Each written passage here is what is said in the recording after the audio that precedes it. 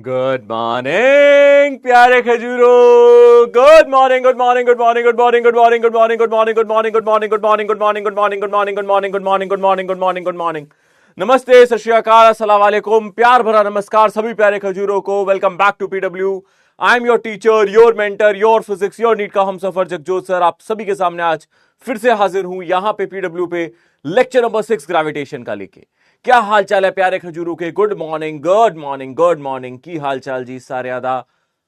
स्वागत है जी आया नु सारे नु।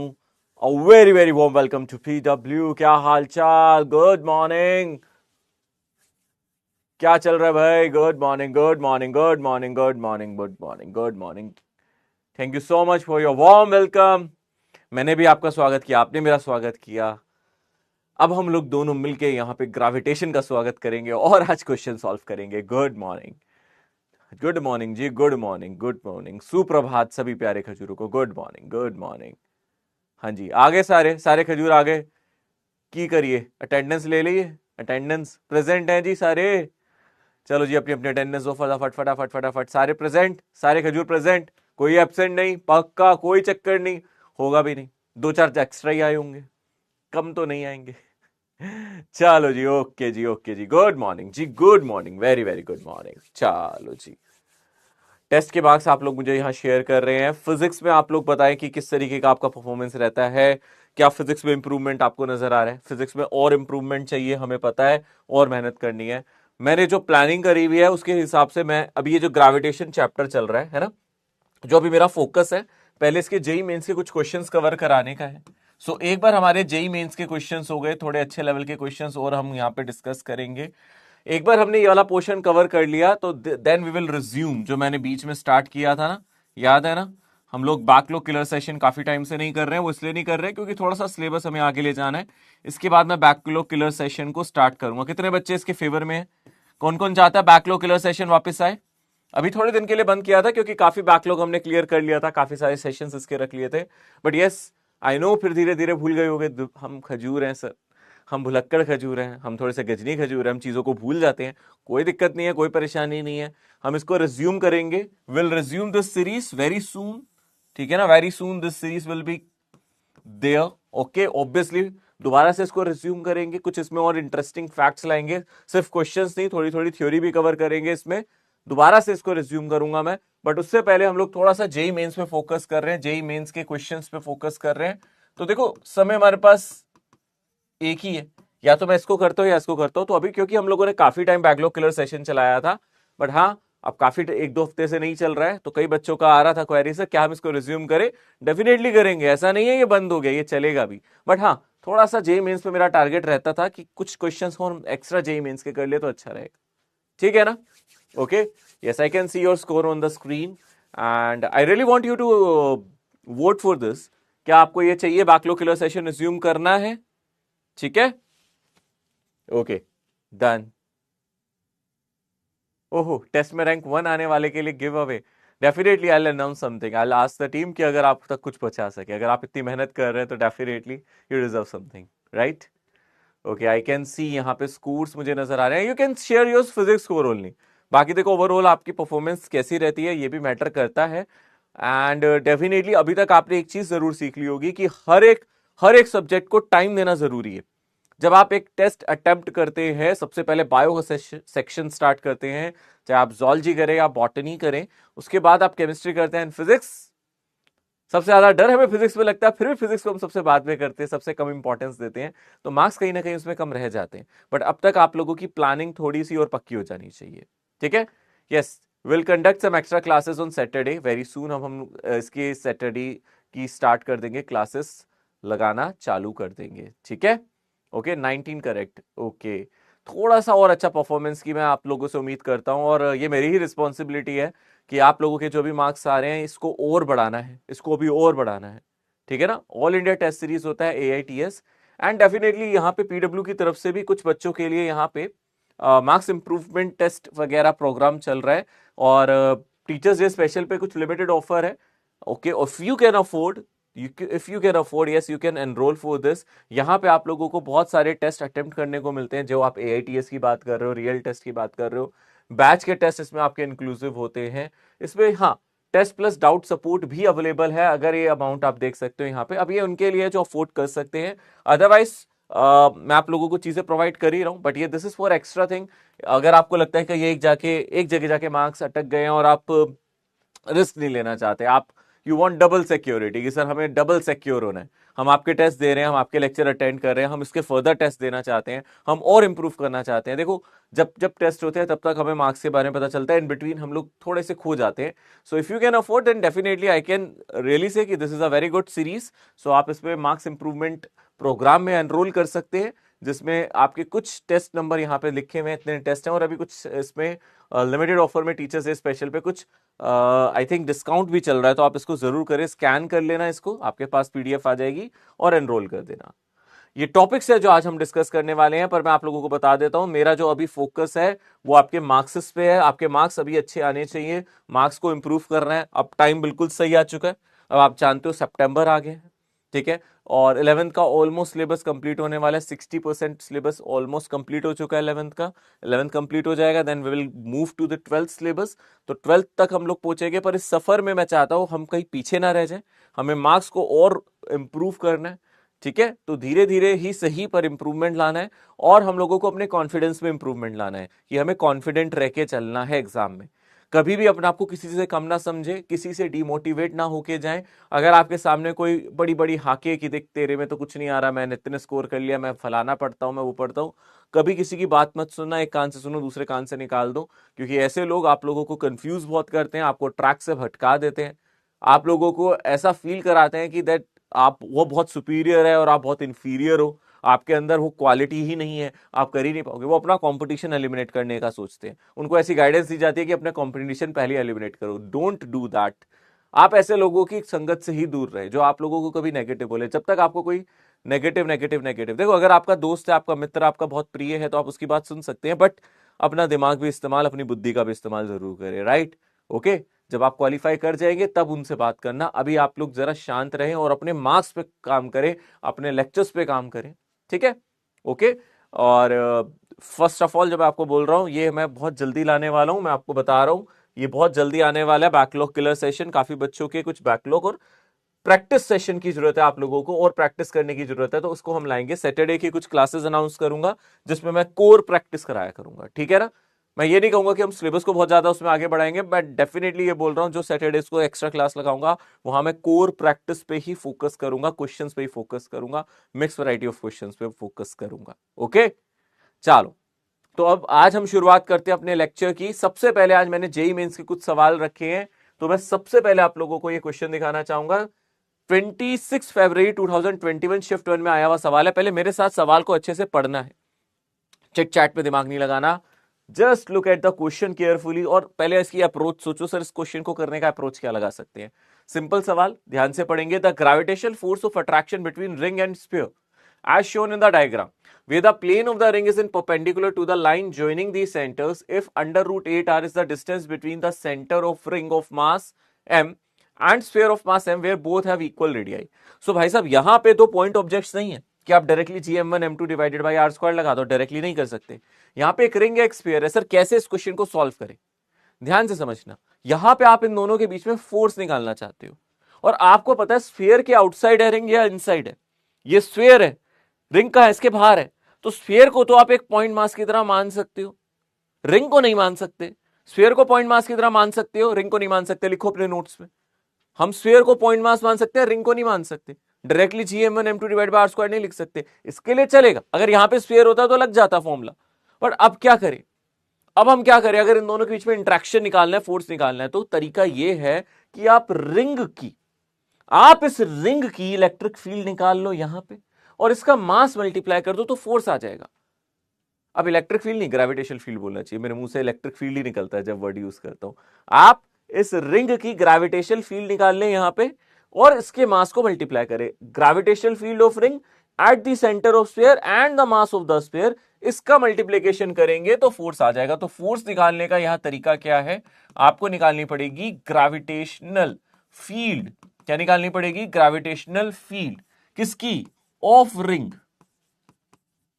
और मास किसका चाहिए? अगर आप ध्यान से देखोगे, मास ऑफ स्फीयर, ठीक है ना, मास ऑफ स्फीयर, ये करना है। क्या सर उल्टा किया जा सकता था? क्या सर हम ये कर सकते थे, स्फीयर की ग्रेविटेशनल फील्ड यहां निकालते और रिंग का मास मल्टीप्लाई करते? नहीं, क्योंकि रिंग के बाहर जाके हम उसको पॉइंट मास नहीं मान सकते, पर स्फीयर के आउटसाइड जाते हैं तो स्फीयर को एक पॉइंट मास एज्यूम किया जा सकता है, इसलिए यह प्रोसेस को करना जरूरी है। याद रहेगा, हो सकता है एग्जाम में इस बार क्वेश्चन आपसे यही पूछ ले, मैं यहां पे ग्रेविटेशनल फील्ड रिंग की निकाल रहा हूं और स्फीयर का मास मल्टीप्लाई कर रहा हूं, क्या मैं उल्टा कर सकता था? Mass sorry gravitational field of sphere and mass of ring? नहीं, उल्टा नहीं करेंगे, वो नहीं चलेगा। तो आप लोग मुझे फटाफट बताओ, क्या ग्रेविटेशनल फील्ड आप एक्सपेक्ट कर रहे हो? क्या आप में से कोई मुझे बता पाएगा कि यहां पे कितनी ग्रेविटेशनल फील्ड आप एक्सपेक्ट कर रहे हो? कितनी ग्रेविटेशनल फील्ड होगी? रिंग की एक्सियल पोजीशन पे ग्रेविटेशनल फील्ड होती क्या थी? फील्ड का फॉर्मूला क्या होता था रिंग की? याद करो, इसका फॉर्मूला होता था GM, जिस डिस्टेंस पे हम निकाल रहे होते थे। और यहां पे अगर आप ध्यान से देखोगे नीचे x square plus r square और इसकी पावर 3/2, ये फॉर्मूला हम लोगों ने पढ़ा था। ये फॉर्मूला हम लोगों ने पढ़ा था रिंग की ग्रेविटेशनल फील्ड निकालना हो किसी एक्स डिस्टेंस पे। हमारे केस में ये एक्स डिस्टेंस कितना दे रखा है? हमारे केस में ये डिस्टेंस दे रखा है √8r और रेडियस रिंग की r दे रखी है। तो पहले आप फील्ड निकालो। रिंग का मास कितना दिया? रिंग का मास देखो ध्यान से, रिंग का जो मास हम लोगों को दिया है वो स्मॉल m दिया है, तो g times mass of ring, और x की जगह आप क्या डालोगे? √8r और डिवाइडेड बाय एक्स स्क्वायर की जगह, यानी कि अगर आप ध्यान से देखोगे √8r इसका स्क्वायर प्लस रेडियस का स्क्वायर और इसकी होल पावर 3/2, ये फील्ड हो गई। और किसका मास? स्फीयर का मास मल्टीप्लाई करना। इसको परफॉर्म करो, क्वेश्चन हो जाएगा। इसको परफॉर्म करो, हो जाएगा, क्वेश्चन खत्म है, उड़ जाएगा क्वेश्चन 2 सेकंड में। अब क्या आ जाएगा? √8r और नीचे कितना आएगा? नीचे आएगा √8 का स्क्वायर करोगे आ जाएगा 8। अरे √8 का स्क्वायर करोगे 8 + 1 9, सो नीचे आ जाएगा 9r स्क्वायर और इसकी पावर 3/2। और यहां पे अगर आप नेक्स्ट स्टेप में जाओगे तो GM m √8 इंटू r, और नीचे कितना आएगा? पहले इसका अंडर रूट लो, 9r स्क्वायर का स्क्वायर रूट लो, स्क्वायर रूट ले सकते हो, 9 का स्क्वायर रूट 3, r का स्क्वायर रूट कितना आ जाएगा? आप देखोगे आर स्क्वायर का कितना आ जाएगा? r, तो 3r का क्यूब करोगे तो यहां 27r क्यूब आएगा। भाई ये ध्यान से करना, पहले आप 9 का अंडर रूट लो, 9 का अंडर रूट लो 3, आर स्क्वायर का अंडर रूट लो r, फिर 3r का क्यूब, 3 का क्यूब होता है 27r का क्यूब। तो सर यहां से दिख सकता है आपको, इस r से यहां पे कट जाएगा r स्क्वायर, यानी कि यहां पे जो मुझे आंसर नजर आ चुका है वो ये आ चुका है, सेकंड ऑप्शन। जल्दी बताओ मुझे फटाफट, प्लीज डोंट टॉन्ट आउट। देखो अगर आप सीरियस कैंडिडेट हैं, मुझे कहने की जरूरत भी नहीं पड़ेगी, आप अपनी सीरियसनेस खुद शो करो यहां पे। If you are talking, there is no way, अगर आप एक दूसरे से डिस्कस करके अपने मार्क्स बता के, सिर्फ आपको मुझे बताने थे, आप एक दूसरे से डिस्कशन कर रहे हो, इसका कोई आपको लग रहा है बेनिफिट हो रहा है? It's better you just focus on the screen. If you really want to crack NEET, देखो दो चीजें होती है, या तो सर हम एक भीड़ का हिस्सा बन जाए या उस भीड़ में चमक जाए, या तो आपके लिए भीड़ लगे या फिर आप भीड़ लगो। आप क्या चाहते हो कि आपको देखने के लिए आप आपके सामने, मतलब बेसिकली आप कुछ ऐसा करो, एक एक जिंदगी में ऐसा काम करो कि लोग आपसे मिलने आए। मतलब ऑब्वियस सी बात है, अगर आप एक अच्छे डॉक्टर बनेंगे, एक अच्छे एक्सपर्ट बनेंगे, डेफिनेटली आपका नाम होगा। और you want to become a भीड़, कि आप खुद ही एक भीड़ बनना चाहते हो, सिर्फ दूसरों की बातें करना चाहते हो नहीं। तो जो करना जानते हैं ना, वो बातें नहीं करते हैं, वो सिर्फ काम करते हैं। और आपको पता है, ये जो आप 2 घंटे मेरे साथ बैठते हैं ना, जितनी आप चिट चैट आपस में करते हैं ना, आपको लगता होगा सर अभी पढ़ा रहे हैं, शायद मुझे आता है, मैं चैट कर लूंगा तो क्या जाएगा। नहीं, एक ही दिमाग है, इसमें लिमिटेड मेमोरी है। आपकी मर्जी है, इट्स रियली योर चॉइस। मैं बार बार तो नहीं बोलूंगा, मैं आज दोबारा रिपीट नहीं करूंगा, बट मैं आपको इसलिए बोलता हूं क्योंकि मुझे लगता है मैं आपसे अटैच्ड हूं या नहीं। अच्छा बताओ, डेफिनेटली हो या फिर नहीं हो, बस बातों के लिए हो ना। जब टेलीग्राम ग्रुप पे आपको कोई मैसेज करता हूं या फिर आप मुझसे बात करते हो, तो मैं आपसे रियली अटैच्ड हूं। जैसे मेरा कोई छोटा भाई छोटी बहन अगर ऐसी हरकतें करेगा तो मैं उसको डांटूंगा। कई बच्चे कहते हैं सर इग्नोर करूं, मैं कैसे करूं इग्नोर? जब मुझे दिखता है यार मेरा छोटा भाई मेरा छोटे बहन ऐसे कोई हरकत कर रहा है, definitely I have to tell them कि यार ये गलत है, नहीं कर। सो यू डोंट थिंक कि आपको ऐसा नहीं करना चाहिए, आपको बात करनी ही नहीं है, सर बार बार मना कर रहे हैं। आपको लगता होगा सर पढ़ा रहे इतनी देर में हम बात कर लेंगे आपस में, yes you can do that, but मुझे लगता है अगर नहीं करोगे तो ज्यादा बेटर रहेगा। Just focus on the screen, आप स्क्रीन पे फोकस करो। क्या पता सर ने कुछ ऐसी बात बता दी हो जो आपको नहीं आती हो, है ना। Sir just do that, okay. इतना तो मेरे लिए कर ही सकते हो, मेरे लिए नहीं, अपने लिए करना है आपको वैसे तो, ठीक है, ओके। चलो आगे बढ़ते हैं, ठीक है। अब मुझे आप लोगों को ये कहना ही क्यों पड़ता है कि सर चार्ट ऑफ कर दो? मैं चाहता हूं मेरे बैच में वो बच्चे हो कुछ को छोड़ के, स्पैमर्स को छोड़ के। मेरे बैच में वो बच्चे हो जो एक्चुअली जानते हैं कि उनको महत्व पता है इसका पढ़ाई का। ठीक है, मैं बंद करके आप लोगों से ही तो मुंह फेर रहा हूँ चैट। अगर एक टीचर चैट बंद कर रहा है ना, इसमें आपकी हार है कि आपने उसको चैट बंद करने के लिए मजबूर कर दिया। मतलब हम लोगों ने जो पेमेंट करी है, चाहे आपने कोर्स के लिए करी है, जैसे वैसे अरेंज किया है, हमने उसका 100% यूटिलाइजेशन लिया है कि नहीं? क्योंकि हमने तो चैट बंद करवा दी थी सर से, शायद हमारी बात सर तक पहुंच जाती। ठीक है, इसलिए आपकी कई बार चैट इग्नोर भी कर दी जाती है, क्योंकि इतनी सारी चैट स्पैम्स में आती है तो फिर पता ही नहीं चलता है। सो डेफिनेटली आई वॉन्ट, मुझे पता है मैं इतनी भीड़ नहीं पढ़ा रहा हूँ जितने बाकी बैचेस में हो सकता है, कई बैचेस में बहुत ज्यादा बच्चे पढ़ रहे हो, बट यहाँ पे वही टिके हैं जिनको मेरे पे भरोसा है, विश्वास है, दे नो कि क्या वैल्यू रखती है ये चीजें। ठीक है, आगे बढ़ते हैं। मैं आपको एक क्वेश्चन कराऊंगा जेई मेंस का, पर उस जेई मेंस के क्वेश्चन पे आने से पहले देखो, जेई मेंस का अगर मैं आपको सवाल दिखाऊं वो ये है, पर इस क्वेश्चन पे अप्रोच करने से पहले मैं आप लोगों को कुछ सिखाना चाहता हूं। तो सबसे पहले आप ध्यान से देखो, यहां पे क्वेश्चन में चीजें बदल गई हैं, हालात जज्बात बदल गए। हालात और जज्बात यहां बदल गए। क्यों बदल गए? अभी तक जो भी हम क्वेश्चन किया करते थे वहां पे हमें मास ऑब्जेक्ट का दे दिया जाता था, या फिर स्फेयर का अगर क्वेश्चन देते थे तो स्फेयर का मास दे देता था। आपको बोलता था अर्थ की फील्ड निकालनी है, आपको बोलता था मून की निकालनी है, आपको प्लैनेट की निकालनी है, तो या तो उसकी डेंसिटी कांस्टेंट देता था या फिर उसका मास दे देता था। याद रखोगे, अभी तक स्फीयर वाले क्वेश्चन निकाले हैं उनमें या तो आपको मास दे देता था या फिर डेंसिटी कांस्टेंट देता था। पहली बार यहां पे क्वेश्चन ऐसा मैं आपके सामने लेके आया हूं जिसमें डेंसिटी वेरिएबल है, और जेईई मेंस में आए हुए सवाल में ऐसा क्वेश्चन आया है। यानी कि नीट में हम क्या इसको एक्सपेक्ट कर सकते हैं? अरे हाँ बाबा, नीट में तू इसको एक्सपेक्ट कर सकता है। यानी कि अगर तू ध्यान से देख, यहां पे सवाल ऐसा है कि एक स्फीयर है, ध्यान से समझिए, यहां पे एक स्फीयर है, द मास और mass density of a planet of radius r varies with the distance, उसकी डेंसिटी वेरी कर रही है, रेडियली वेरी कर रही है। यानी कि सेंटर से जो डिस्टेंस है वो डिस्टेंस स्मॉल आर है, और इस स्मॉल आर डिस्टेंस के साथ जैसे जैसे आप दूर जा रहे हो इसकी डेंसिटी का वेरिएशन यहां पे दिया है, और आपसे बोल रहा है इस पूरे सिस्टम में कितना मास आपका होना चाहिए। अगर ऐसा क्वेश्चन आता है तो आप मास निकालने का तरीका क्या अपनाओगे? ध्यान रखो, ऐसे क्वेश्चन में, आपको याद है मैंने आपको मास वाले क्वेश्चंस कराए हैं, अगर हमें मास निकालना होता है डीएम, तो मास किस पे डिपेंड कर रहा है? एरियल डेंसिटी पे, लीनियर डेंसिटी पे, या वॉल्यूम डेंसिटी पे? आप बताओ, यहां पे मास किस पे डिपेंड कर रहा है? स्फीयर कैसा ऑब्जेक्ट होता है, 1D 2D या 3D? मास डिपेंड कर रहा है यहां पे वॉल्यूम डेंसिटी पे, राइट? मास किस पे डिपेंड कर रहा है? वॉल्यूम डेंसिटी पे। यानी कि अगर आपको छोटू सा मास निकालना है, क्योंकि देखो आपको अगर टोटल मास निकालना है आपको इंटीग्रेट तो करना पड़ेगा, अगर आपका छोटा सा मास निकालना है तो आप डेंसिटी को छोटे से वॉल्यूम से मल्टीप्लाई करोगे, और कुछ नहीं कर सकते। डीवी छोटा वॉल्यूम, रो डेंसिटी, डीएम छोटा मास। अब ये डीएम छोटा मास कैसे निकालेंगे हम लोग बच्चे? यहां पे ना एक स्फीयर कंसीडर करेंगे, एक आर डिस्टेंस पे स्फीयर कंसीडर करेंगे, और उसकी एक पतली सी थिकनेस कंसीडर करेंगे। एक स्फीयर और उसकी पतली सी थिकनेस यहां पे हमें कंसीडर करनी पड़ेगी। यानी कि यहां पे अगर आप ध्यान से देखोगे तो आर डिस्टेंस पे हम यहां पे एक शेल कंसीडर कर रहे हैं। क्या कंसीडर कर रहे हैं बच्चे? शेल, और इसका वॉल्यूम चाहिए होगा। तो ये ट्रिक याद रखना, जब भी ऐसा वॉल्यूम डेंसिटी वाला क्वेश्चन आए तो हर बार ये काम करना पड़ेगा। ठीक है ना, ये क्वेश्चन जगह जगह जगह जगह आपको मिल जाएगा। यानी कि सर अगर हमें कोई वॉल्यूम वाला ऑब्जेक्ट मिले और हमें उसका मास निकालना हो या चार्ज निकालना हो, कुछ ऐसी चीज निकालनी हो, तो हम एक छोटी सी शेल हमेशा कंसीडर करेंगे। हम कहेंगे ऐसी छोटी छोटी छोटी छोटी छोटी छोटी सारी शेल्स को जोड़ दे तो टोटल मास आ जाएगा। एक सॉलिड स्फीयर को आप छोटे छोटे छोटे छोटे छोटे छोटे शेल्स को जोड़ के कंप्लीट कर सकते हो। एक शेल, दो शेल, तीन शेल, चार शेल, ऐसे करते करते इनफाइनाइट शेल्स तक जब ऐड करोगे तो आपको टोटल मास मिल जाएगा। तो हमें पता है हम सबसे पहले आर डिस्टेंस पे एक शेल कंसीडर कर रहे हैं, एक पतला सा शेल कंसीडर कर रहे हैं। क्या कंसीडर कर रहे हैं जल्दी से मेरे को बताओ? शेल। शेल का मतलब होलो स्फीयर होता है बच्चे, जिसकी थोड़ी सी थिकनेस होगी। इसकी थिकनेस कितनी कंसीडर कर लेते हैं? इसकी थिकनेस dr कर लेते हैं। ये एक शेल है पतली सी, बात समझ में आ रही है? एक पतली सी शेल है।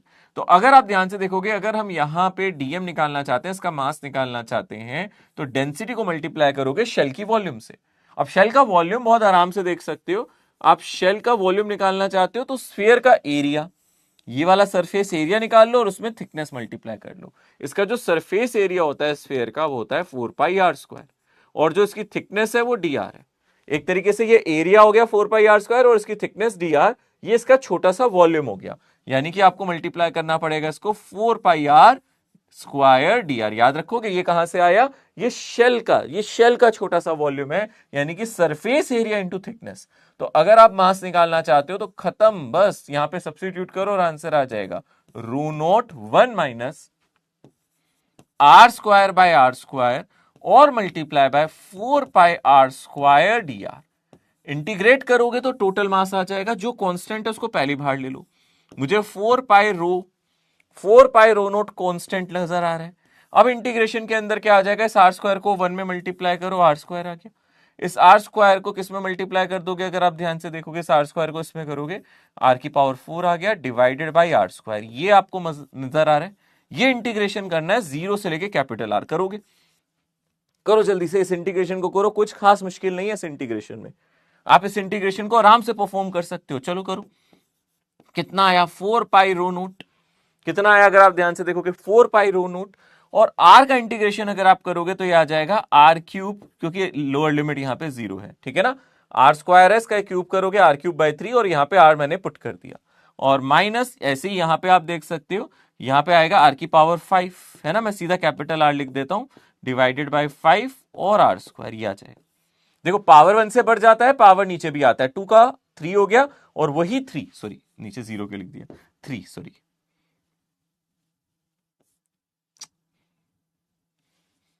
यही 3 नीचे आ जाएगा। आर की पावर 3/3, आर की पावर 5/5, ठीक है। सो अगर आप ध्यान से देखोगे यहां पे होता क्या, बोलता मैं 3 लिख देता हूं 0, ठीक है।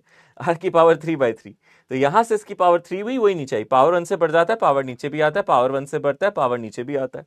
कितना आ गया, चलो फाइनली बताओ यहाँ पे। अब इसका अगर आप टोटल मास निकालना चाहते हो तो टोटल मास कितना आ गया, 4 पाई रो नोट। जल्दी से बोलो कितना आ गया। यहां पे आर की पावर 3/3 और माइनस यहां पे आर की पावर 5 है और डिवाइडेड बाय 2 है, तो ये आर की पावर 3 हो जाएगा, आर की पावर 3 हो जाएगा और डिवाइडेड बाय 5 हो जाएगा, राइट, ठीक है ना। 5 - 2 यही हो जाएगा। कितना आ रहा है एलसीएम लेके, जल्दी से बता दो मुझे। 4 पाई रो नोट और इसका एलसीएम कितना आ रहा है, 15, और ये हो जाएगा 5 आर क्यूब -3 आर क्यूब, ठीक है। कितना आ रहा है आप देख सकते हो, 2/15 into 4 pi rho note r cube. ये आंसर आ रहा है कुछ कुछ। चेक करो एक बार, सही है, चेक कर लो फटाफट, एक बार चेक कर लो, जल्दी से बताओ मुझे, क्या ये समझ में आ गया अच्छे से। किस किसको समझ में आ गया। मास कैसे निकाला है मैंने, इसका टोटल मास मैंने कैसे निकाला है। अगर आप ध्यान से देखोगे टोटल मास, जो भी हमारा प्लैनेट है इसका टोटल मास हमने m माना था, उसको निकालने का तरीका सिंपली डेंसिटी इंटू छोटा वॉल्यूम है। डेंसिटी की जगह उसका वैल्यू डाला, जो भी क्वेश्चन में देना है ऐसे ही करना है हर बार। और यहाँ पे एक शेल हमेशा कंसीडर करनी है, शेल का वॉल्यूम डीवी हमें कंसीडर करना है, 4 pi r square d r. 4 pi rho nought बाहर गया, आर स्क्वायर को यहां मल्टीप्लाई करा, आर स्क्वायर को यहां करा, आर स्क्वायर आर की पावर 4, इसका क्यूब बाई 3, क्योंकि आर की पावर बढ़ जाएगा, नीचे भी आएगा, यहां भी बढ़ेगा, नीचे भी आएगा। और फिर यहां से एलसीएम 5 3 15, 5 को यहां, 3 को यहां, तो यह आ जाएगा। तो मतलब आप 8 pi by 5 rho note r cube ऐसे लिख सकते हो, ठीक है ना। ओके, अच्छा नीचे 15 है, मैंने 5 लिखा हुआ है, 15, ठीक है, नीचे 15 है। ओके, यही है ना। अगर आप ध्यान से देखोगे 2/15 4 pi rho note r cube, okay, 2/15 4 pi rho note r cube, ये हमारा आंसर आ गया। ये टोटल मास आ गया, ठीक है ना। ये नीचे 15 है, ये 1 भी है, 15। Okay done. चलो सभी का ध्यान यहां पे है, ठीक है ठीक है ठीक है ठीक है, मुझे समझ में आ गया। आप चैट नहीं कर रहे थे तो आपको नजर आया कि सर यहाँ 5 नहीं 15 है। अब ये उसी को नजर आया जो चैट नहीं कर रहा था, जो चैट कर रहा था उसने देखा ही नहीं सर ने यहाँ 5 लिखा या 15, ठीक है। फायदा होता है ना, स्क्रीन पे देखने का फायदा होता है, बातें करते रहोगे तो गड़बड़ कर दोगे। चलो आगे बढ़ते हैं। नेक्स्ट पार्ट, इस क्वेश्चन का अगला पार्ट समझना ध्यान से। अगले पार्ट में मैं क्या कह रहा हूं, हमें अब ग्रेविटेशनल फील्ड निकालनी है एट अ डिस्टेंस आर। क्या निकालना है अगर आप ध्यान से देखोगे, find the gravitational field at a distance r. इस स्फीयर की वजह से, इस स्फीयर की वजह से आर डिस्टेंस पे ग्रेविटेशनल फील्ड निकालो यहां पे, ठीक है ना। आउटसाइड द स्फीयर निकाल रहे हो, मान लो आप स्फीयर के बाहर निकाल लो, कोई डिस्टेंस ले लो आर नॉट, ऐसे लिख लो, क्योंकि आर तो हमने इसका रेडियस ही कंसीडर कर लिया था ना। अगर आप ध्यान से देखोगे इस स्फीयर की वजह से किसी आर डिस्टेंस पे फील्ड निकाल लो, ठीक है ना। मान लो आप यहां फील्ड निकाल लो, या फिर हो सकता है ये पॉइंट स्फीयर के अंदर भी हो, ऐसा जरूरी नहीं, ऐसा जरूरी नहीं है कि स्फीयर के बाहर ही हो। आप ऐसे मान लो भाई स्फीयर का रेडियस तो कुछ था, ठीक है ना, स्फीयर का रेडियस कैपिटल आर था, ऐसे आप ले लो, और आप आर डिस्टेंस पे एक काम करो, यहां पे वो कह रहा है आर डिस्टेंस पे, इधर आर डिस्टेंस पे यहां पे फील्ड निकाल के दिखाओ, यहां पे फील्ड इंटेंसिटी निकालो। क्योंकि यहां पे हम लोगों को पता है स्मॉल आर कैपिटल आर से हम लोग यहां पे क्या लेके चल रहे हैं, क्योंकि हम स्मॉल आर को कैपिटल आर से छोटा लेके चल रहे हैं, इसलिए मैं आउटसाइड नहीं ले सकता, मुझे कहां लेना पड़ेगा, इनसाइड ही लेना पड़ेगा, क्योंकि कैपिटल आर तो रेडियस है स्फीयर का और हम स्मॉल आर डिस्टेंस पे फील्ड निकालना चाहते हैं, मुझे फील्ड यहां चाहिए। तो तरीका यह है कि आप यहां पे एक स्फीयर एज्यूम करोगे। मान लो क्वेश्चन ऐसा आ जाए तो आप क्या करोगे, पहले यहां पे एक स्फीयर एज्यूम करोगे और फिर इस स्फीयर का क्या निकालोगे, मास निकालोगे। क्या निकालोगे बच्चे, स्फीयर का मास निकालोगे। और अगर आपको यहां पे फील्ड चाहिए तो फील्ड का सिंपली फॉर्मूला हो जाएगा जी टाइम्स जो भी इसका मास है डिवाइडेड बाय आर स्क्वायर, ये फॉर्मूला बनेगा। ध्यान से समझना, पूरे स्फीयर का रेडियस आर है, आप स्मॉल आर डिस्टेंस पे, पर वो आउटसाइड नहीं हो सकता पॉइंट, क्योंकि यहां इस इक्वेशन के हिसाब से आर को आर से छोटा होना चाहिए। क्यों? क्योंकि अगर स्मॉल आर आर से बड़ा हो गया तो डेंसिटी नेगेटिव हो जाएगी, जो पॉसिबल नहीं है। मास डेंसिटी कभी नेगेटिव नहीं हो सकती, इसलिए आर हमेशा स्मॉल आर से छोटा ही, स्मॉल आर हमेशा कैपिटल आर से छोटा होना चाहिए, ये फॉर्मूला है। और मास में ऑलरेडी निकाल चुका हूं, अभी पिछले पार्ट में हमने मास निकाला था या नहीं निकाला था, हमने ऑलरेडी पिछले पार्ट में इसका मास निकाल लिया था, निकाला था, इस पूरे स्फीयर का मास निकाला था, हमने निकाल लिया था, ठीक है ना। इस पूरे स्फीयर का मास हम लोगों को निकालना था, हमने निकाल लिया था। पर अब हम लोग क्या कह रहे हैं, हमें सिर्फ आर डिस्टेंस तक का मास निकालना है। अब ध्यान से देखना, हमें सिर्फ आर डिस्टेंस तक का निकालना है, यानी कि लिमिट में यहां पे जीरो से कैपिटल आर नहीं डालना, जीरो से स्मॉल आर डालना है। ध्यान से समझना, मुझे पूरे स्फीयर का मास निकालना था, मैंने निकाल लिया था इस क्वेश्चन में। मुझे पूरे स्फीयर का मास निकालना था, तो मैं चाहता हूं निकालना, तो मैं निकाल सकता हूं, ठीक है ना। पूरे स्फीयर का निकालना है, मैं पूरे स्फीयर का, ये मास ऑफ एंटायर स्फीयर हो गया, this is mass of entire sphere, ये मैंने पूरे स्फीयर का मास निकाल दिया। अगर मुझे सिर्फ आर रेडियस तक का मास निकालना है, वैसे इसने क्वेश्चन में स्मॉल आर तक का ही बोला था, अगर आपको सिर्फ आर तक का निकालना है तो लिमिट नहीं डालनी, यानी कि हमें लिमिट डालने से पहले तक का लिखना है, मतलब लिमिट जीरो से स्मॉल आर ही डालना है। अगर हम यहां तक का ही निकालना चाहते हैं, यानी कि सिर्फ यहां तक लिखो, इंटीग्रेट करो। आप स्मॉल आर रेडियस तक का निकालना चाहते हो, यानी कि अगर आपने यहां पीछे इंटीग्रेशन देखा था, यह आया था 4 pi rho note r square minus r की पावर 4 बाय आर स्क्वायर। एक बार इसको यहां पे लिख देते हैं, integration of 4 pi rho nought, है ना, 4 pi rho nought integration of r square minus r की power 4 divided by 5, divided by कितना था, आर की power 4 divided by are square, r की power 4 divided by are square और D R. पर यहां पे बस आप जीरो से लेके आर तक का मास निकालो, ठीक है ना। पिछले क्वेश्चन में मैं यहां कैपिटल आर कर देता हूं कि हम पूरे स्फीयर का मास निकाल रहे थे पिछले क्वेश्चन में, पर अब आप सिर्फ स्मॉल आर तक का मास निकालो, स्मॉल आर तक का मास निकालो। मतलब यहां पे सिंपली अगर आप देखोगे, ये आ जाएगा 4 pi rho nought divided by are square, 4 pi rho nought divided by are square into g. अब आप इस आर स्क्वायर को इंटीग्रेशन के अंदर नहीं रखोगे, r square, small r square integration के बाहर है और ये वाले आर इंटीग्रेशन के अंदर है। ध्यान रखना, ये वाला आर इंटीग्रेशन के अंदर नहीं है कि यहां पे आर स्क्वायर से इसको और आर स्क्वायर से इसको कैंसिल करें। इंपॉर्टेंट स्टेप है, जिसने ध्यान नहीं दिया एग्जाम में गलत कर देगा। आप इस आर स्क्वायर को इस आर स्क्वायर से, इस आर स्क्वायर को इस आर की पावर 4 से कैंसिल नहीं कर सकते, क्योंकि ये सब इंटीग्रेशन के अंदर है और ये आर स्क्वायर इंटीग्रेशन के बाहर है। क्योंकि आप देख रहे हो फॉर्मूला है जीएम बाई आर स्क्वायर, तो आप एम निकाल रहे हो, एम में इंटीग्रेशन इन्वॉल्व है, बट ये वाला जो आर स्क्वायर है, ये वाला, ये इंटीग्रेशन के बाहर है, this r square is outside integration.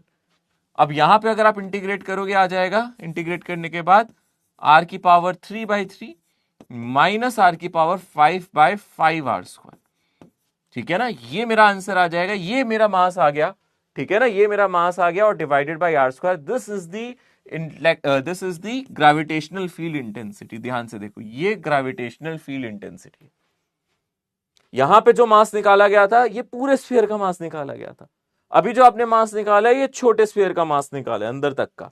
तो यानी कि अगर हम ध्यान से देखेंगे, यहां पे पूरे स्फीयर का नहीं, सिर्फ इतने स्फीयर का, सिर्फ इतना मास निकाला गया। ये टोटल मास कितना है, इसलिए लिमिट जीरो से कैपिटल आर नहीं, जीरो से स्मॉल आर है ये, ठीक है ना। आप चाहो तो इसको आर की जगह आर नोट लिखा था, हर जगह यहाँ पे लिमिट में जीरो से आर नोट कर दो, ये हमारा आंसर आ गया, ठीक है ना। जीरो से लेके आर नोट तक आप इसको कर चुके हो, या फिर आर ही रहने दो, कोई दिक्कत नहीं है। जो भी क्वेश्चन में दिया जाए, अपनी तरफ से सिंबल चेंज मत करो, जो भी क्वेश्चन में दिया जाए वही ले लो, जीरो से लेके आर तक।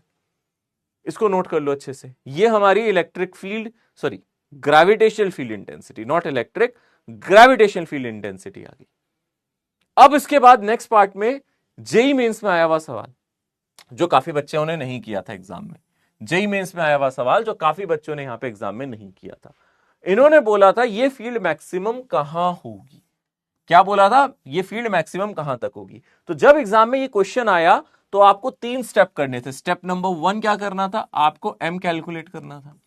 स्टेप नंबर 1 क्या करना था आपको, एम कैलकुलेट करना था, हमने कैलकुलेट कर लिया। स्टेप नंबर 2 हम लोगों को इंटेंसिटी कैलकुलेट करनी थी, क्या हम लोगों ने कैलकुलेट कर ली, हमने ये दोनों स्टेप कर रखे हैं। और स्टेप नंबर 3 यहां पे इसको मैक्सिमम करना था, तो d बाई डी आर इसको 0 डालना था। ये स्टेप अब हमें करना है। हम 2 स्टेप ऑलरेडी कर चुके हैं 2 क्वेश्चंस में। यानी कि अगर आपको याद हो अभी हमने फील्ड जो निकाली थी वो थी 4 pi rho naught G divided by are square, ठीक है ना, 4 pi rho naught G divided by are square. और यहां पे कितना है आपके पास, कितना आया था, आर की पावर 3/3 माइनस आर की पावर 5/r स्क्वायर, आर की पावर 3/3 माइनस आर की power 5 divided bye 2r square. ये आ गया, अगर आप ध्यान से देखोगे ये मेरा आई है, मुझे इसको डिफरेंशिएट करके 0 डालना है मैक्सिमम के लिए। ये क्वेश्चन जेईई मेंस में आया था, तो ये क्वेश्चन आएगा डी बाई डी आर। आप सबसे पहले क्या कर लो, इसको थोड़ा सा शॉर्ट कर लो, इस आर स्क्वायर से इनको डिवाइड कर दो, तो ये थोड़ा इक्वेशन देखने में मुश्किल नहीं लगेगी। 4 पाई रो नॉट जी लिख दो, इस आर स्क्वायर से इस आर को कैंसिल कर दो, यहां से आ जाएगा r/3। देखो इस आर को यहां से डिवाइड कर दो और माइनस आर की पावर 3, ठीक है ना, माइनस आर की पावर 3 बाई 2r स्क्वायर, ये बन जाएगा, ठीक है ना। इसको डिफरेंशिएट करो, इसको डिफरेंशिएट करो, 4 पाई रो नॉट जी तो कांस्टेंट है, और r का डिफरेंशिएशन क्या हो जाएगा 1, है ना, r का डिफरेंशिएशन क्या हो जाएगा 1/3 माइनस इसका डिफरेंशिएशन करोगे तो ये आ जाएगा 3r स्क्वायर, इसका डिफरेंशिएशन करोगे आ जाएगा 3r square by 2r square, और इसको डाल दो 0 से, और इसको इक्वेट कर दो 0 से। अब ये तो 0 में चला जाएगा, ये पूरी टर्म तो 0 में चली जाएगी, इसका तो कुछ लेना देना नहीं है। इसको 0 से इक्वेट करो, यानी कि 1/3 minus 3/2 r square divided by r square, ये बना, ठीक है ना, r square divided by are square, इसको डाल दो 0 से। अब यहां से कितना आ जाएगा, ये आ जाएगा sir 1/3 is equals to 3/2 r square divided by capital r square. Solve करो, ठीक है ना, इसको यहां मल्टीप्लाई कर दो, ये आ जाएगा आपका 2r स्क्वायर, ठीक है ना, कितना आ जाएगा यहां पे बोलो, 2r स्क्वायर डिवाइडेड बाय 9, है ना। देखो ये 2r स्क्वायर यहां पे चला गया, ये जो 2r स्क्वायर था इसको आप यहां ले गए और 3 को यहां ले गए, डिवाइडेड बाय 9, और ये मेरा किसके आ गया, r स्क्वायर के इक्वल आ गया। यहां से आपको बस स्मॉल r की वैल्यू निकालनी है, ठीक है ना, यहां से स्मॉल r की वैल्यू निकालनी है। कोई फैक्टर है जो हमने मिस किया है, एक सेकंड, कोई फैक्टर है जो हम लोगों ने यहां पे मिस किया है।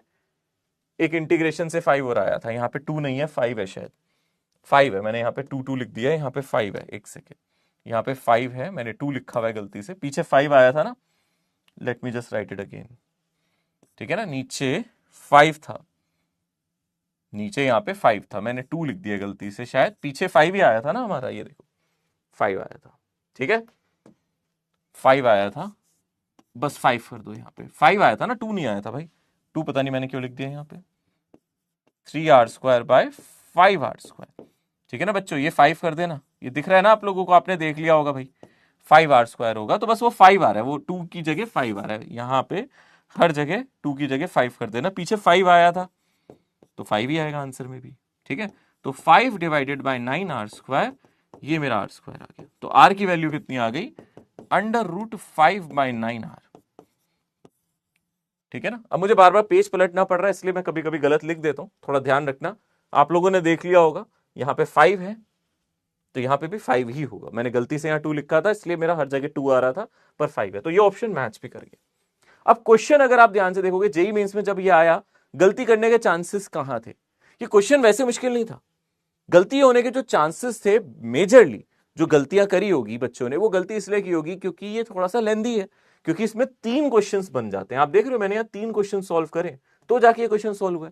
पहला पार्ट था इसमें मास निकालना, पहला अप्रोच था इसमें किसी तरीके से मास निकालना। मैंने ये जो पहला वाला पार्ट किया, इसमें आप लोगों को ये टोटल मास की जरूरत नहीं है, आपका सिर्फ यहां तक इंटीग्रेट करके मास आ जाएगा, हमें सिर्फ इतना हिस्सा यूज करना था इसका। मैंने आपको तरीका सिखा दिया, अगर आपसे कल को एग्जाम में टोटल मास कहे तो आप वो भी निकाल सकते हो।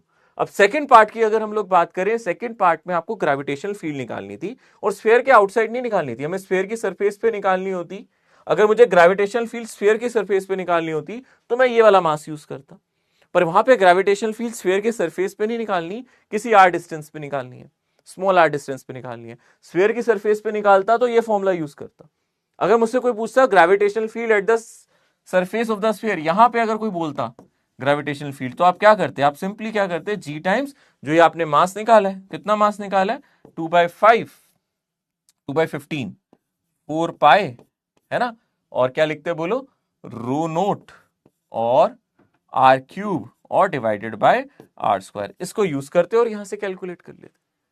ठीक है ना, अगर आप ध्यान से देखोगे आप यहां से भी निकाल सकते थे, बट अगर ये वाली कब निकालनी होती, फील्ड कहां निकालनी होती बोलो, ये फील्ड तब निकालनी होती जब हमें सरफेस पे निकालनी होती तो हम ये फॉर्मूला यूज करते, पर हमें निकालनी थी किसी आर डिस्टेंस पे, तो ये फील्ड आएगी। फिर नेक्स्ट पार्ट पे हमें इसको मैक्सिमाइज करना था, नेक्स्ट पार्ट में इसका मैक्सिमा पूछ रहा था, तो इसलिए हमें इसको डिफरेंशिएट करके 0 डालना पड़ा। Now this is a question of JEE Mains, ये अच्छे लेवल का सवाल है, 3 सितंबर 2020 को आया, तो हम लोग इसमें कम से कम 4 या 5 क्वेश्चन कर चुके हैं। ये एक क्वेश्चन नहीं, आप कह सकते हो इससे या 3 या 4 क्वेश्चन आ सकते हैं।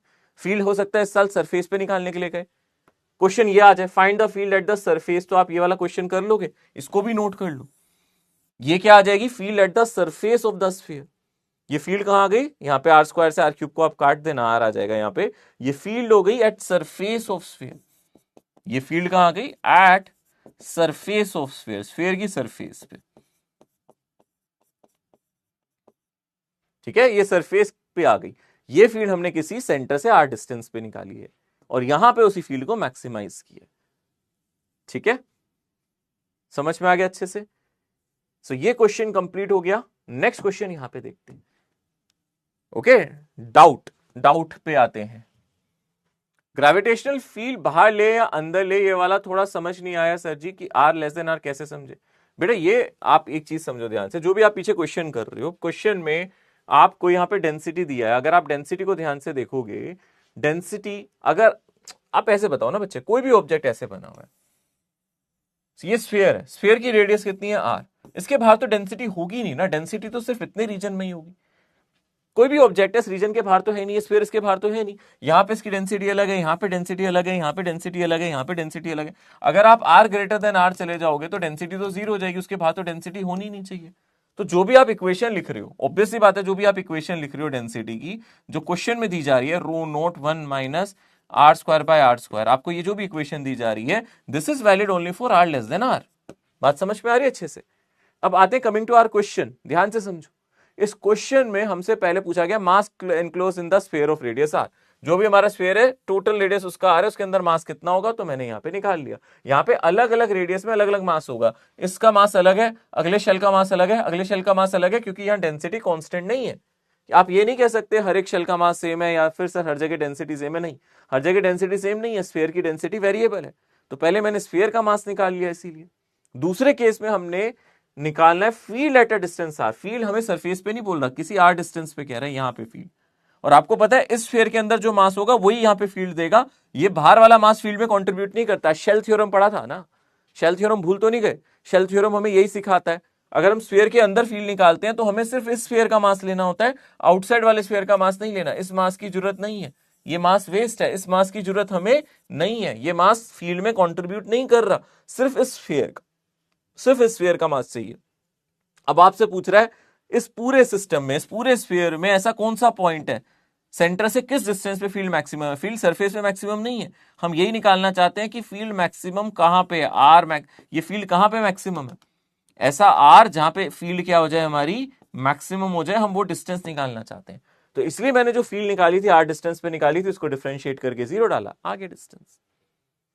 ठीक है ना, ओके, चलो ध्यान से देखो, ये समझ में आ जाएगा।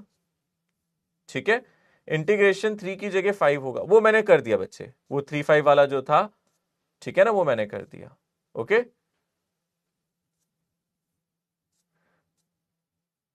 ये कैसे पता 3 स्टेप करने, तो बेटा आप खुद सोचो, अगर आपके सामने जेईई मेंस में जब ये क्वेश्चन आया होगा, उसने सीधा सीधा पूछा ना, सुनो मेरी बात, जब जेईई मेंस में क्वेश्चन आया होगा तो उसने सीधा सीधा पूछा फील्ड कहां मैक्सिमम है, तो आपको पता है पहले फील्ड निकालने के लिए हमें मास निकालना पड़ेगा, बिना मास निकाले फील्ड निकाल नहीं सकते, हाँ या ना, हाँ सर।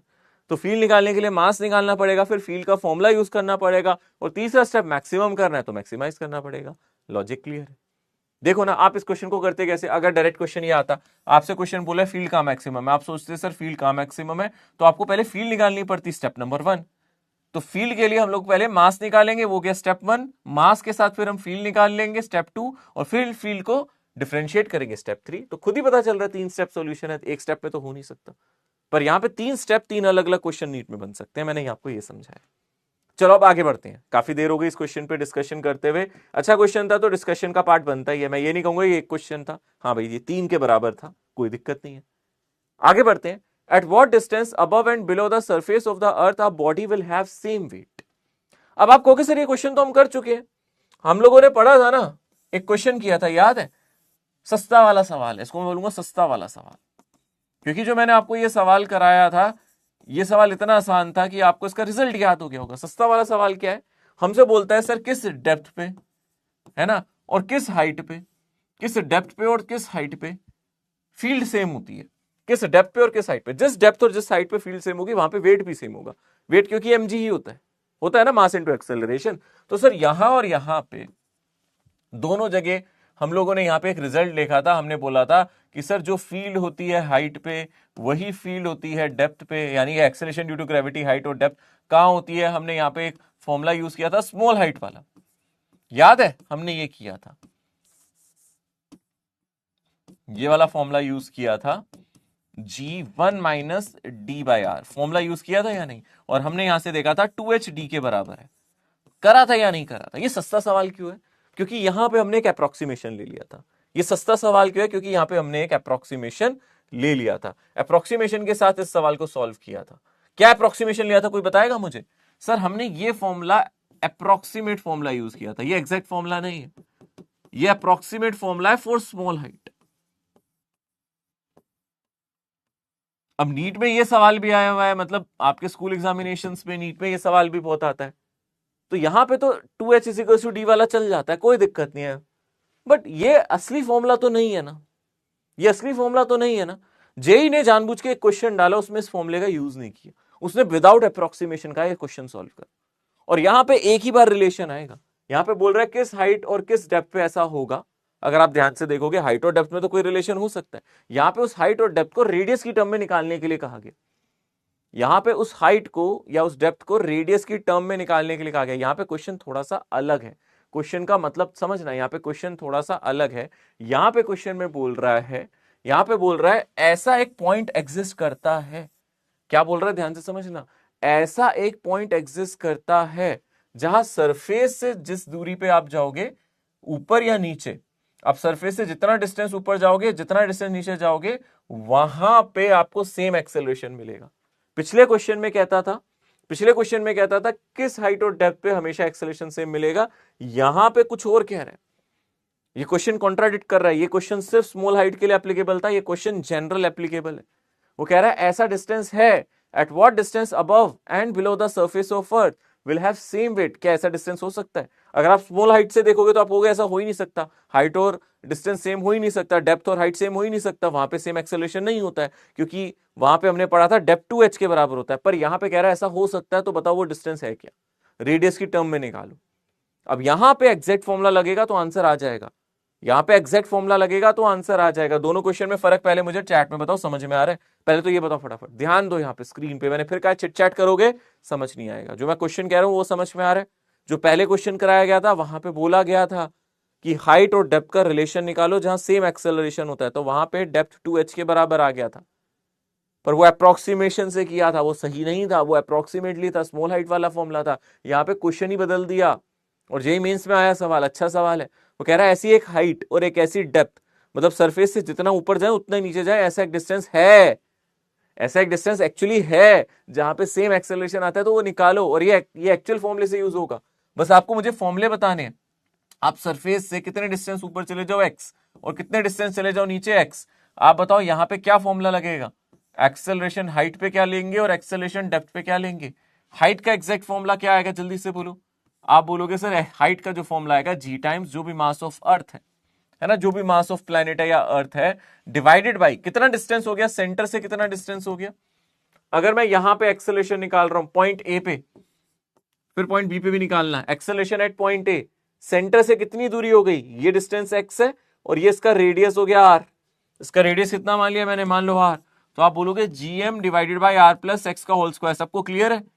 ये x हाइट पे, मैंने हाइट भी x ले ली, डेप्थ भी x ले ली, x हाइट पे ये फॉर्मूला लगेगा। लगेगा या नहीं लगेगा? और डेप्थ पे क्या लगेगा फॉर्मूला? डेप्थ वाला फॉर्मूला क्या लगेगा? डेप्थ वाला फॉर्मूला याद है? तो वहां पे भी आप लिखोगे, वहां पे फॉर्मूला होता था, अगर आपको याद हो, वहां पे फॉर्मूला होता था जी टाइम्स डिवाइडेड बाय नीचे कितना आता था आपको याद होगा आर, और 1 माइनस, ठीक है ना, सॉरी यहां पे आप ऐसे लिखते थे ना जी आर बाई आर, इस तरीके से लिखते थे ना, तो आर डिस्टेंस को आप यहां पे क्या लिख सकते हो, यहां पे सिंपली आप लिखोगे यहां पे आर माइनस एक्स, ये फॉर्मूला बनेगा। डेप्थ वाला फॉर्मूला याद रखो। डेप्थ वाला फॉर्मूला क्या होता था, याद करो फटाफट। फॉर्मूला क्या होता था? वो होता था a is equals to g, है ना, और r minus d by r, ये फॉर्मूला होता था। यही फॉर्मूला लगा रहे हैं, ये डेप्थ का फॉर्मूला होता था। तो यहां पे जो डेप्थ है हमने एक्स ले ली है, same height same depth, same height same depth, मतलब आप यहां पे इसको लिख सकते हो, स्मॉल जी की जगह लिख सकते हो g m by are square, तो नीचे बन जाएगा आर क्यूब और आर माइनस एक्स, ये बनेगा। इन दोनों को इक्वेट करके सॉल्व करके बताओ क्या आ रहा है। इन दोनों को इक्वेट करो और सॉल्व करो जल्दी से, टाइमर दूं मैं, इसको सॉल्व करो और मुझे किसकी वैल्यू बतानी है आप लोगों को, बोलो एक्स की value. Solve for x, quadratic equation बनेगी, निकालो एक्स के लिए सॉल्व करो, एक क्वाड्रेटिक इक्वेशन बनेगी, इसको सॉल्व करके मुझे आंसर बता दो। करना है, चैट आप कर नहीं पाओगे, चैट मैंने ऑफ कर दी है, जल्दी से करो।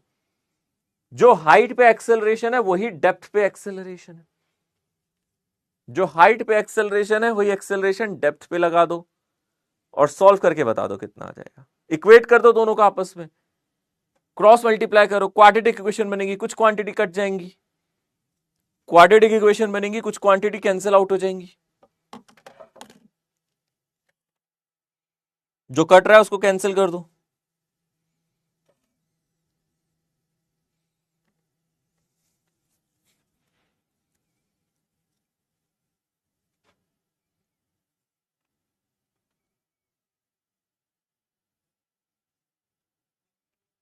सॉल्व करो सॉल्व करो सॉल्व करो।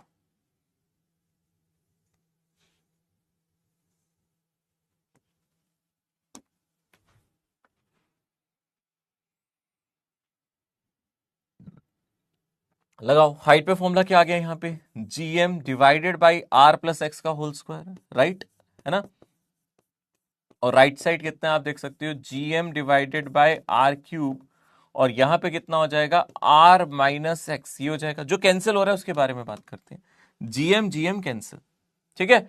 अब आप यहां पे क्रॉस मल्टीप्लाई कर दो, आर क्यूब को इधर ले जाओ, लेफ्ट साइड ले गए आप आर क्यूब को, और इसको राइट साइड ले जाओ, यहां पे आ जाएगा आर प्लस एक्स का होल स्क्वायर क्या होता है, r square plus x square plus 2rx, और multiply by r minus x. समझ में आ रहा है अच्छे से?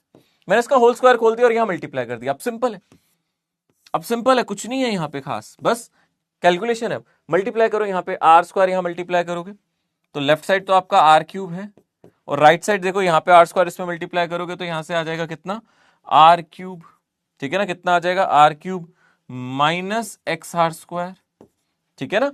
इसको मैंने मल्टीप्लाई करा है आर को यहां पे, अब ऐसी एक्स स्क्वायर को मल्टीप्लाई कर दो तो यहां से आ जाएगा x square r plus x square r, ठीक है, और माइनस एक्स क्यूब, ठीक है ना, कितना आ गया आप देख सकते हो माइनस एक्स क्यूब आ गया, और फिर 2rx को मल्टीप्लाई करो plus 2r square X plus 2r square X आ गया यहाँ पे, ठीक है, और माइनस 2rx, ठीक है, यहां से और क्या आ जाएगा अगर आप ध्यान से देखोगे यहाँ पे minus 2rx square minus 2rx square. देख लो ध्यान से, यही फॉर्मूला बन रहा है, अच्छे से देख लो। कुछ है जो कैंसिल हो रहा है, जो कैंसिल हो रहा है उसको कैंसिल करो, आर क्यूब से आर क्यूब कैंसिल हो रहा है, ठीक है। और चलो और क्या कर सकते हो, आर क्यूब से आर क्यूब कैंसिल कर दोगे, इसमें से एक्स कॉमन लेके जीरो में डाल सकते हो, यानी कि ये आ जाएगा जीरो, यहां से आ जाएगा माइनस एक्स को कॉमन ले लो, ठीक है ना। आप यहाँ पे क्या करो, एक काम करो, एक्स को कॉमन ले लो, यहां से आ जाएगा माइनस आर स्क्वायर, ठीक है ना, और प्लस एक्स आर, और यहां पे आ जाएगा, ठीक है, माइनस एक्स स्क्वायर, और यहां पे कितना आ जाएगा, और कितना आएगा 2r स्क्वायर, और यहां पे आपने कॉमन ले रखा है तो माइनस 2rx। मैंने x को भी कॉमन ले लिया, देख लो सभी से x कॉमन ले लिया, यहां से x कॉमन ले लिया, यहां से x कॉमन लिया तो यहाँ पे r स्क्वायर बचा, यहां से x कॉमन लिया तो प्लस एक्स आर आया, यहां से x कॉमन लिया तो माइनस एक्स स्क्वायर आया, यहां से x कॉमन लिया तो प्लस 2r स्क्वायर आया, यहां से x कॉमन लिया तो माइनस 2rx आ गया, ठीक है ना। चलो इसको लिख लो, शॉर्ट कर लो इसको थोड़ा सा, x तो जीरो में चला गया, इसको तो जीरो में ले जाओ, तो जीरो इज इक्वल्स टू, यहां पे इक्वेशन क्या बन रही है आप देख सकते हो, ये आर स्क्वायर वाली टर्म है, ये आर स्क्वायर वाली टर्म है, तो 2r² माइनस आर स्क्वायर, यानी कि यहां बचेगा r square, 2r² minus are square बचा आर स्क्वायर, यहाँ पे -2rx है, यहाँ पे rx है, तो यहाँ पे बच गया -rx या फिर -xr और -x²। ठीक है ना, ये क्वाड्रेटिक इक्वेशन है, इसको सॉल्व करो, सिंपल क्वाड्रेटिक इक्वेशन है। इस इक्वेशन को आप ऐसे भी लिख सकते हो, इस क्वाड्रेटिक इक्वेशन को यहां पे लिख सकते हो, कितना आ जाएगा, x², ठीक है, प्लस XR, ठीक है, -r² इज इक्वल्स टू 0। एक बार बस इक्वेशन चेक कर लेना, कुछ गलती ना क्यों, मैं क्रॉस चेक जरूर करता हूं एक बार इक्वेशन को। यहां पे देखो r³ था माइनस, यहाँ पे r³ था माइनस XR² आया था, और प्लस x²r और माइनस x³ और 2r²x और -2 है, देख लेना बस, प्लस माइनस में गलती नहीं होनी चाहिए, नहीं तो फिर इक्वेशन में गड़बड़ हो जाएगी। और इसको हम यहाँ पे लेके गए थे, r³ को यहाँ पे लेके गए थे, ठीक है, r³ हमने काट दिया था, x कॉमन लिया था, तो -r² plus XR minus x², ठीक है, सॉल्व सही करा है। अगर आप ध्यान से देखो कि -2rx है और यहाँ पे XR है, तो यहाँ पे XR आ गया था, और यहाँ पे ठीक है, सही है, समझ में आ गया अच्छे से। चलो अब इसको लिख लो। अब यहां पे अगर आप x की वैल्यू लिखोगे तो कितना आ जाएगा, यहां पे x में क्वाड्रेटिक इक्वेशन है, x में क्वाड्रेटिक इक्वेशन बनेगी, यहां पे ध्यान से देखो, तो यहां पे आ जाएगा, यहां पे आएगा कितना, फटाफट देखो, यहां पे आएगा x is equals to -r plus minus √b², यानी कि r² -4ac, minus minus plus, plus 4r² और डिवाइडेड बाई कितना आ जाएगा, 2 आ जाएगा। तो x की वैल्यू आ जाएगी -r, और यहां से पॉजिटिव वाला ले लो सिर्फ, और यहां पे आ जाएगा √5r और डिवाइडेड बाई 2, यही आंसर आ रहा है, √5 - 1r/2, √5 - 1r/2, ये वाला, इस वाले को मार्क कर दो, खत्म। ठीक है, बस क्वाड्रेटिक इक्वेशन बनानी है, यहां पे क्वाड्रेटिक इक्वेशन में फंस सकते हो ज्यादा से ज्यादा, और कुछ नहीं। और जब भी क्वेश्चन को सॉल्व करो, यहां पे जब बहुत सारी क्वांटिटीज बने, तो थोड़ा ध्यान रख के सॉल्व करना, जहां आपने एक प्लस माइनस की गलती करी, क्वेश्चन गलत, एक प्लस माइनस की गलती से क्वेश्चन गलत हो सकता है। ऑप्शन 4 आंसर आ रहा होगा अगर आपने ध्यान से किया होगा, ठीक है ना, काफी कम बच्चे इसको सॉल्व कर पाए, तो आप देखो ध्यान से, क्वाड्रेटिक में कुछ गड़बड़ है, कई बच्चे क्वाड्रेटिक नहीं समझ पा रहे अभी भी, कि सर एक क्वाड्रेटिक कैसे बनी। बेटा यहाँ x वेरिएबल है, r नहीं, r को आप कांस्टेंट की तरह मान के चलो, आप ये मत सोचना r को r निकालना है, r में क्वाड्रेटिक नहीं है, x में क्वाड्रेटिक है, ये तो एक कांस्टेंट है, कांस्टेंट के स्क्वायर से कुछ लेना देना नहीं है, इसको आप कांस्टेंट की तरह मानोगे, ये क्वाड्रेटिक इक्वेशन सॉल्व करोगे, ठीक है। जरा मुझे बताओ चैट में, क्वाड्रेटिक क्वेश्चन सॉल्व कर लोगे आप लोग। 29 जन 2024 में आया, शिफ्ट 1 का सवाल है, अच्छे सवाल में से एक सवाल था, काफी सारे बच्चे इसको छोड़ के आए थे एग्जाम में, बट ये सवाल अच्छा है। बी नहीं आ रहा है बच्चे, ए ही आ रहा है, डेफिनेटली ए आ रहा है। आपने बस यहाँ पे कोई गलती की होगी, गलती ये की होगी, जब आप b² - 4ac कर रहे हो, तो आप b² कर रहे हो, तो आप इसका स्क्वायर करोगे, r का square -4ac, minus minus plus 4 होगा, यहाँ पे 4 प्लस का आएगा, माइनस का नहीं आएगा। अगर आपने यहाँ पे माइनस का लिखा तो आपका 3 आ रहा होगा, 3 नहीं आ रहा, यहाँ पे 5 ही आ रहा है, गलती करी है आपने कहीं, ध्यान से देखो, यहाँ पे 5 है, 3 नहीं है, ध्यान से देखना, अगर आपने यहां पे कुछ गलती की होगी तो यही की होगी, और कुछ नहीं किया होगा, इसलिए काफी बच्चों का आंसर बी भी आ रहा। ठीक है ना, समझ में आ गया अच्छी तरीके से। चलो अगला सवाल ध्यान से देखते हैं, ये क्वेश्चन है, straight road of length L extends from x = a to x = l + a, the gravitational force it exerts on the point mass. अब क्वेश्चन देखो कितना आसान है, क्वेश्चन में पता क्या कह रहा है, यहां पे एक रॉड पड़ी है, अब रॉड की हम लोगों को डेंसिटी दे रखी है, बताओ रॉड की डेंसिटी कितनी दे रखी है, चलो बोलो कितनी दे रखी है, a + bx², कोई दिक्कत नहीं है, देखने में जितना खतरनाक लग रहा है उतना खतरनाक है नहीं, a + bx², मान लेते हैं। रॉड कहां से कहां पड़ा है, x = a से l + a, मतलब सर रॉड की लेंथ l होगी, क्योंकि ये x = a है और ये दे रखा है x = a + l, तो आप समझ गए ना, रॉड की जो लंबाई है वो कितनी होगी, l होगी, लेंथ रॉड की l होगी। और हमें क्या करना है बोलो, हमें फील्ड निकालनी है, कहां पे, हमें फील्ड निकालनी है यहां पे एट अ पॉइंट x = 0, इस रॉड की वजह से यहां पे x = 0 पे, ठीक है ना, x = 0 पे हमें क्या निकालनी है, अगर आप ध्यान से देखो फील्ड निकालनी है, इस रॉड की फील्ड यहां निकालनी है। रॉड यूनिफॉर्म लेंथ की नहीं है, रॉड सॉरी यूनिफॉर्म डेंसिटी की नहीं है, रॉड की डेंसिटी यूनिफॉर्म नहीं है, कैसे निकालेंगे, वही तरीका, आप रॉड से यहां पे किसी एक्स डिस्टेंस पे चले जाओ और यहां पे छोटी सी लेंथ ले लो, छोटी सी लेंथ क्या होती है बेटा बोलो, सर dx ले लेते हैं, इसका छोटू सा मास कितना होगा, चलो करो, यहाँ पे मास डेंसिटी लीनियर है, तो सर यहाँ छोटू सा जो मास होगा वो डीएम होगा, और डीएम को हम सर लेमडा डीएक्स कह सकते हैं, यानी कि सर हम A plus B X square DX कह सकते हैं। छोटू सा मास ही हो जाएगा, ठीक है ना। अब इसकी फील्ड यहां निकाल लो और पूरी रॉड की इंटीग्रेट कर दो, खत्म। सर यहां पे छोटी सी फील्ड निकाल लेते हैं, छोटी सी फील्ड कितनी होगी, g d m by x square, कितनी हो जाएगी बोलो, g d m divided by x square, ये हो जाएगी फील्ड इसकी। इस छोटे से मास की फील्ड यहां पे कौन सी डायरेक्शन में होगी, इस डायरेक्शन में। तो इस छोटे से मास की फील्ड इस डायरेक्शन में निकाल लो, फिर इसकी निकाल लो, फिर इसकी निकाल लो, और फिर इसको ऐड कर दो, ये करना है। मतलब हमें सर इस इंटीग्रेशन को सॉल्व करना है। जी टाइम्स डीएम की जगह आपका आएगा ए प्लस बी एक्स स्क्वायर, ठीक है ना, ए प्लस बी एक्स स्क्वायर और dx और डिवाइडेड बाय डिस्टेंस का स्क्वायर यानी कि एक्स स्क्वायर, ये सॉल्व करना है। ये इंटीग्रेशन सॉल्व करके बताओ मुझे आंसर क्या आ रहा है, और लिमिट कहां से कहां तक जाएगी। अच्छा, लिमिट कहां से कहां तक जाएगी, एक्स की वैल्यू a से a प्लस एल तक जाएगी, ठीक है। सॉल्व करोगे इसको, मैं बता रहा हूं, सॉल्व कर लोगे आराम से, जी को बाहर ले लो, तरीका यही है। यहां पे इसको a बाई एक्स स्क्वायर है ना, तो आप इसको लिख लो एक a एक्स की पावर -2, और यहां पे बन जाएगा प्लस बी, एक्स स्क्वायर से डिवाइड कर दो इसको, तो ए एक्स की पावर -1/2, और ये बन जाएगा बी और डी एक्स, इसका इंटीग्रेशन कर दो, limit X is equals to A से ए तक एल, ए प्लस एल तक जाना है। अगर आप इस इंटीग्रेशन को सॉल्व कर लोगे आंसर आ जाएगा। इस इंटीग्रेशन को सॉल्व जो कर लेगा उसका आंसर आएगा, आंसर ये आएगा, ठीक है ना, आंसर ये आएगा, फोर्थ ऑप्शन। मैं पहले बता के चल रहा हूं, सॉल्व आपको करना है, मैं नहीं करूंगा सॉल्व। अब इंटीग्रेशन तक मैंने आपको मदद कर दी, बस आपको सॉल्व करना है। 12 जैन 2019 में आया हुआ सवाल है, मुश्किल सवाल बिल्कुल नहीं है। आप देख सकते हो बहुत ज्यादा मुश्किल सवाल नहीं है, जेईई मेंस में आया हुआ सवाल है। ये इसका आंसर आएगा, आप इसको डालो, पुट करो, देखना आंसर यही निकल के आएगा। इस आंसर को लिख लो अच्छे से, नोट कर लो, ठीक है ना। करोगे इसको सॉल्व, मैं छोड़ दूं आप लोगों पे, करना भाई, होमवर्क में कर लेना, पूरा कर लेना, इसको कंप्लीट कर लेना, क्योंकि अगर मैं यहां कर भी दूंगा तो कोई फायदा नहीं है। अगर आप इसको नहीं कर पाओगे तो एग्जाम में भी नहीं कर पाओगे, ठीक है। कौन सी बात समझ में नहीं आई भाई, अब इसमें क्या रह गया जो समझ नहीं आ रहा तेरे को। ये छोटा सा मास नहीं समझ में आया कि डीएम कहते हैं, इसकी लेंथ नहीं समझ में आई कि डीएक्स होती है, और तेरे को ये नहीं समझ में आया कि डीएम को लैम्डा डीएक्स कहते हैं, तो इसका मतलब लेक्चर में सीरियसनेस की कमी है, क्योंकि ये चीज तो पता नहीं हम कितनी बार पढ़ चुके हैं ना बेटा, ध्यान दे क्लास में। लैम्डा की जगह उसकी वैल्यू डाली।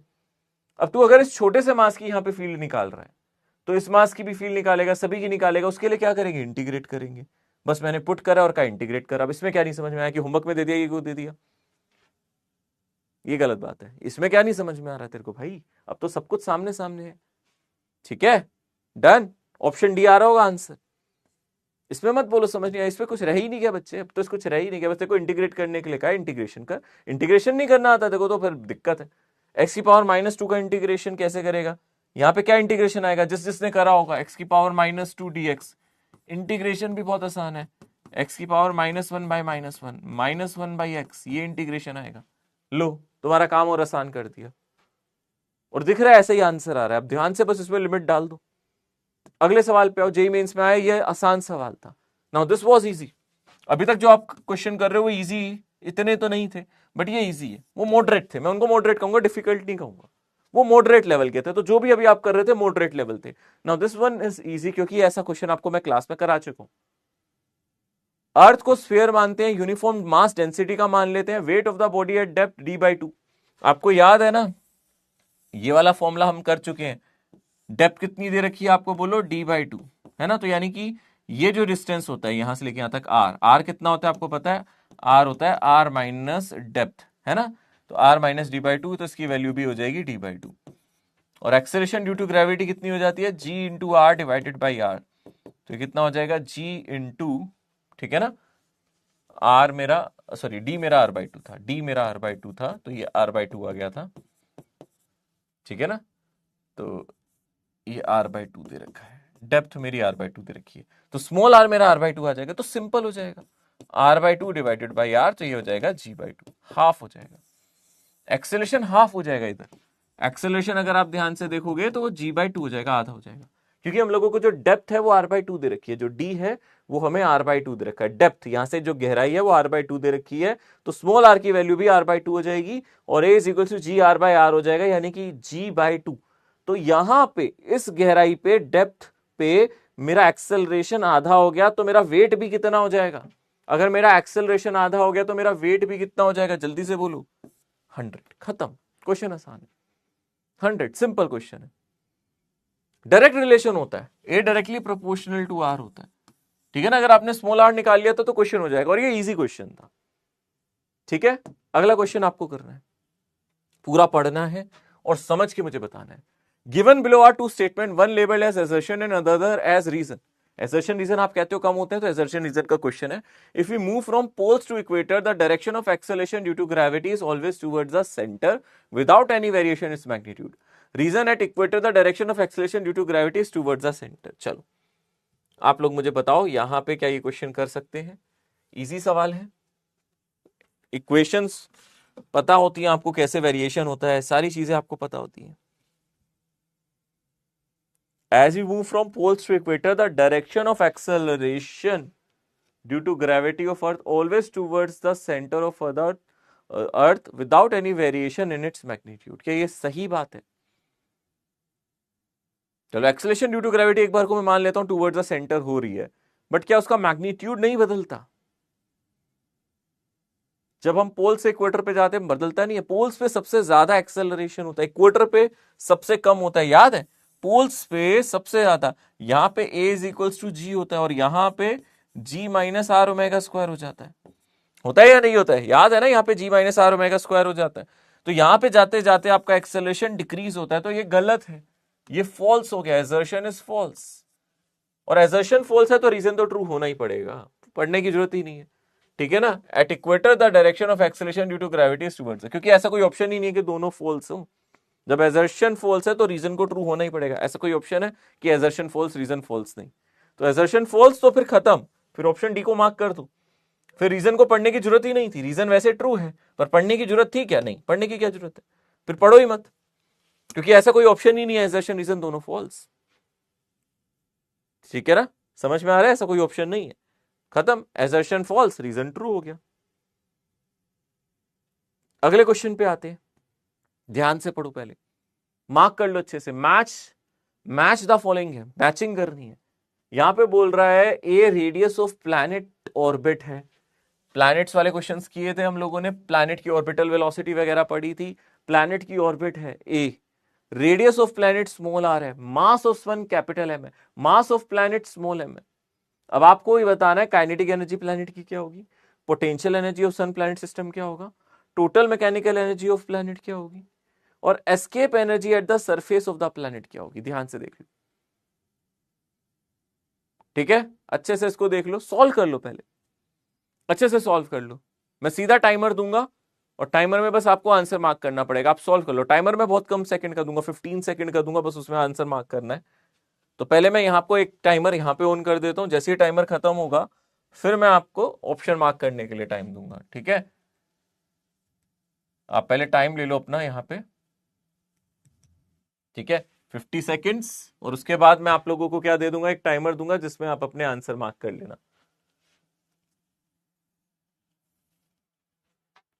ठीक है? इसके बाद टाइमर में आंसर मार्क कर देना। अभी पोल्स नहीं आ रहे होंगे, पोल्स अभी थोड़ी देर में आएंगे।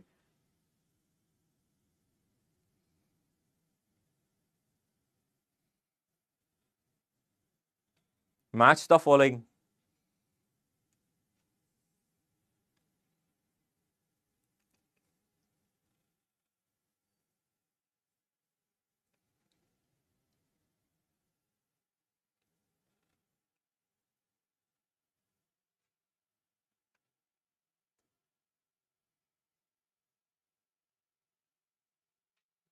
चलो, तो यहां पे अब आपको मैं पोल्स भी दे देता हूं।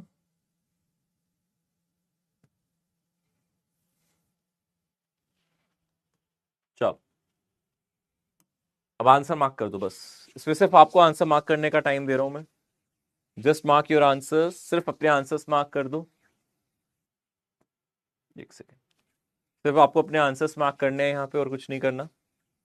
जस्ट मार्क योर आंसर्स, सिर्फ अपने आंसर्स मार्क करने हैं, उसका टाइम मिल रहा है आपको। चलो देख लें अब एक बार।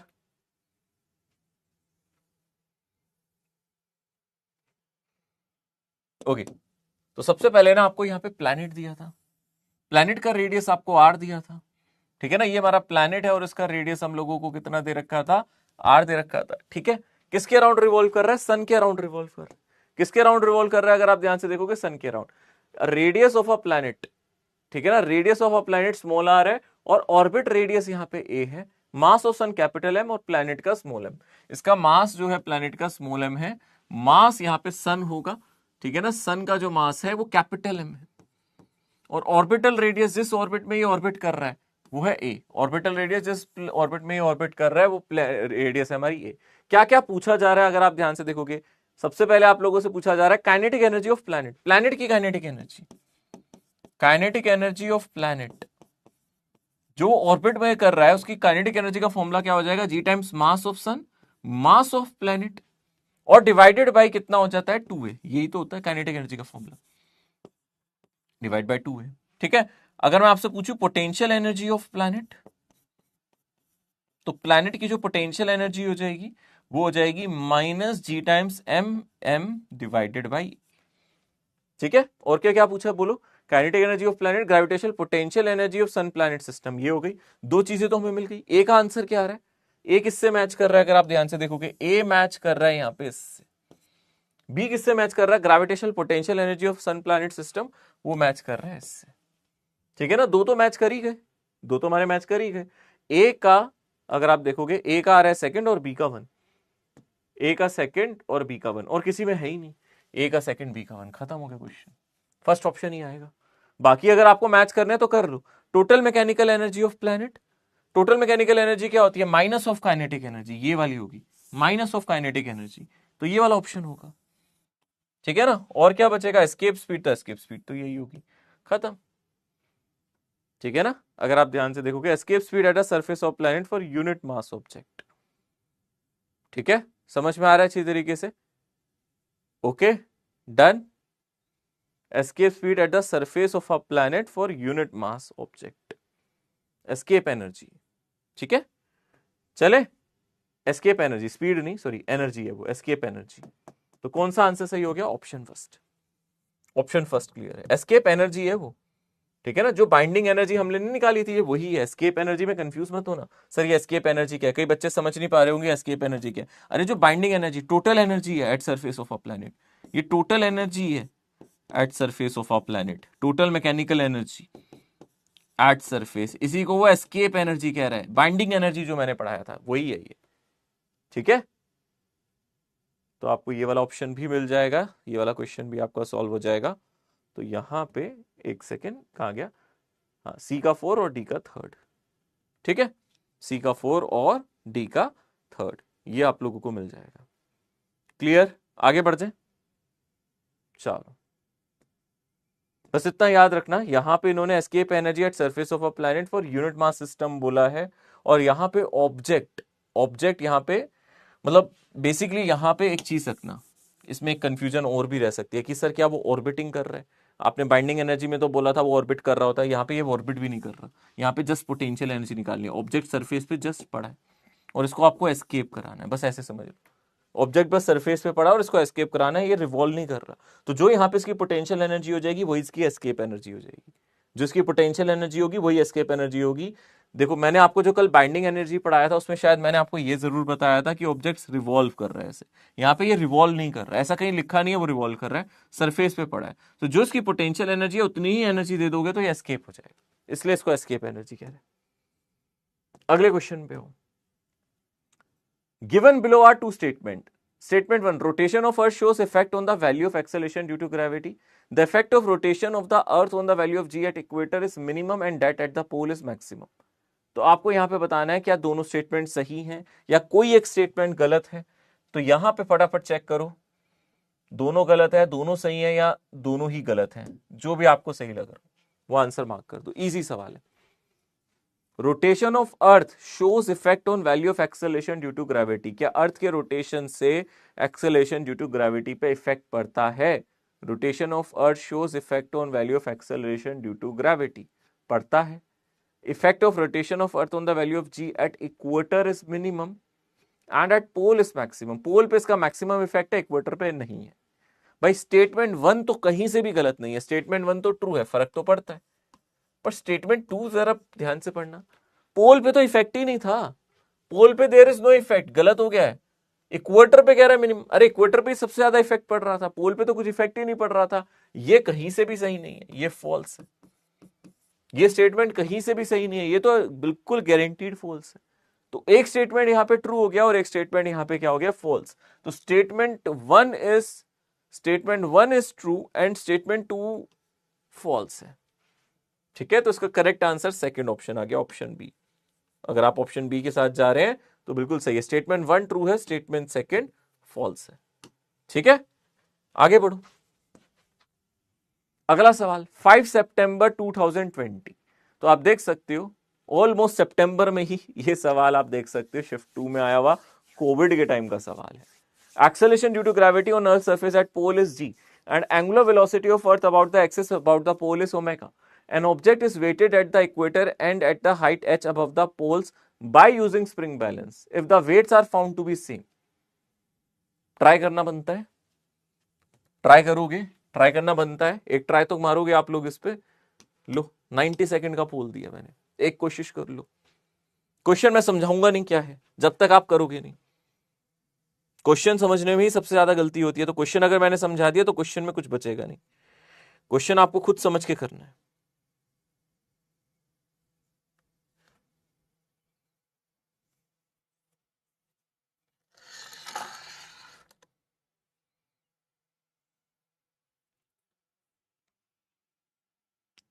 Acceleration due to gravity on the earth's surface at pole is g and angular velocity of earth about the axis through the pole is omega. An object is weighted at the equator and at the height h above the pole by using spring balance. If weights are found to be same, then h is.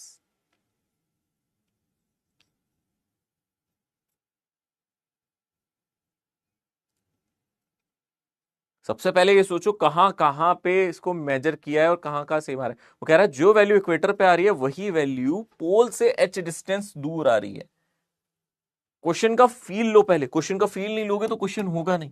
Question में कह रहा है ये, अगर आप ध्यान से देख रहे हो अर्थ है, आप जानते हो यहां पे पोल्स पे एक्सेलरेशन कितना होता है, उसने बोला है पोल पे एक्सेलरेशन जी होता है। ठीक है, यहाँ पे एक्सेलरेशन ड्यू टू ग्रेविटी जो पोल पे है वो जी है। इक्वेटर पे क्या होती है एक्सेलरेशन ड्यू टू ग्रेविटी, बोलो। इक्वेटर पे एक्सेलरेशन ड्यू टू ग्रेविटी कितनी होती है, वो होती है जी माइनस आर ओमेगा स्क्वायर, पढ़ा हुआ है ना हम लोगों ने, जी माइनस आर ओमेगा स्क्वायर होती है। अब वो बोल रहा है जो पोल पे, जो इक्वेटर पे आ रही है ना, वही वैल्यू पोल से एच हाइट पे आ रही है, वो ये कह रहा है। यहां पे एक्सेलरेशन कितना होगा अगर आप ध्यान से देखोगे, यहां पे एक्सेलरेशन होगा g M divided by r plus h का होल स्क्वायर। अब प्रॉब्लम क्या है, यहां तक सही है क्योंकि हम हाइट को सरफेस से लेते हैं, पर पहली बार इस क्वेश्चन में इसने हाइट सरफेस से नहीं ली, उसने लिया at a height h above the poles by using spring balance. ठीक है ना, अगर आप ध्यान से देखोगे यहां पे सबसे पहले आप एक चीज ध्यान से देखो, यहां पे जो मेरी हाइट है वो सरफेस से, अच्छा एक सेकेंड, हाँ ठीक है ठीक है ठीक है, सही है, पोल के ऊपर से लिए, सही है, सॉरी सॉरी मैं कंफ्यूज हो गया था, गलत, सही है, यही दे रखी है, ठीक है ना, हाँ सही है, सही लिखा हम लोगों ने, हाइट हमें एच हाइट दे रखी है पोल से, g M divided by r plus h square. अब आपसे बोल रहा है इन दोनों को क्या करना है, अगर आप ध्यान से देखोगे वो बोल रहा है स्प्रिंग बैलेंस से मेजर किया गया है, एच को बहुत छोटा लिया गया। अब वो बोल रहा है एच को बहुत ज्यादा छोटा लिया गया है आर पे, और बोल रहा है ये दोनों सेम है। अगर एच आर से बहुत छोटा होता था तो आप एक्सेलरेशन ड्यू टू ग्रेविटी का एक फॉर्मूला जानते हो, वो फॉर्मूला होता है जी वन माइनस टू एच पाया। सही है ना, ये वाला फॉर्मूला भी तो हम लोगों ने पढ़ा था, ये वाला फॉर्मूला पढ़ा था अगर आपको याद हो, जब हाइट रेडियस से बहुत ज्यादा छोटी होती थी।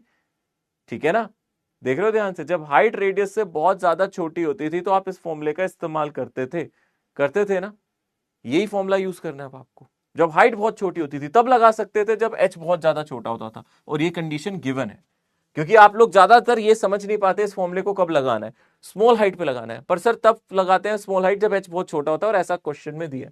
अब आप इन दोनों को इक्वेट कर दो, यानी कि G one minus two H by R, इसको इक्वेट कर दो किससे, जी, आप एक काम करो इसमें से जी कॉमन ले लो, तो इसको आप लिख सकते हो G one minus are omega square by G, ऐसे लिख सकते हो, इजी हो जाएगा ताकि जी कैंसिल हो जाए।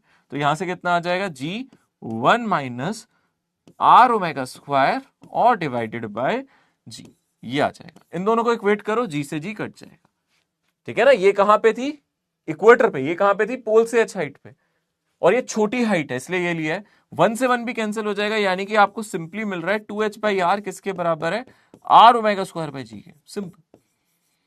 निकालना क्या है यहां पे बोलो, निकालना हम लोगों को क्या है, h कैलकुलेट करना है। तो h आ जाएगा हमारा कितना, यहां पे r मल्टीप्लाई हो जाएगा, ये आ जाएगा r square omega square divided by 2g, r square omega square by 2g। कौन सा आंसर आ रहा है, ये वाला फर्स्ट ऑप्शन। ठीक है ना, बस क्वेश्चन को थोड़ा केयरफुली पढ़ लेना। आप एक चीज देखते हो कि क्वेश्चन को पढ़ते टाइम मैं भी डबल चेक जरूर करता हूं, क्योंकि जेई मेंस में ना सवाल में बस छोटा मोटा लैंग्वेज का इश्यू होता है, आगे पीछे लैंग्वेज घुमा के कभी कभी कंफ्यूज कर देता है। जैसे से यहाँ पे दिया तो हमें देखना पड़ेगा क्या इस फॉर्मूले को इससे इक्वेट करे। अब जिन्होंने इस फॉर्मूले को डायरेक्ट इससे इक्वेट किया होगा वो लगे रहे और आंसर नहीं आया, जिन्होंने इसको स्मॉल हाइट अप्रोक्सीमेशन नहीं यूज किया उनका आंसर नहीं आया। बात समझ में आ रही है, जरा चैट में मुझे बताओ।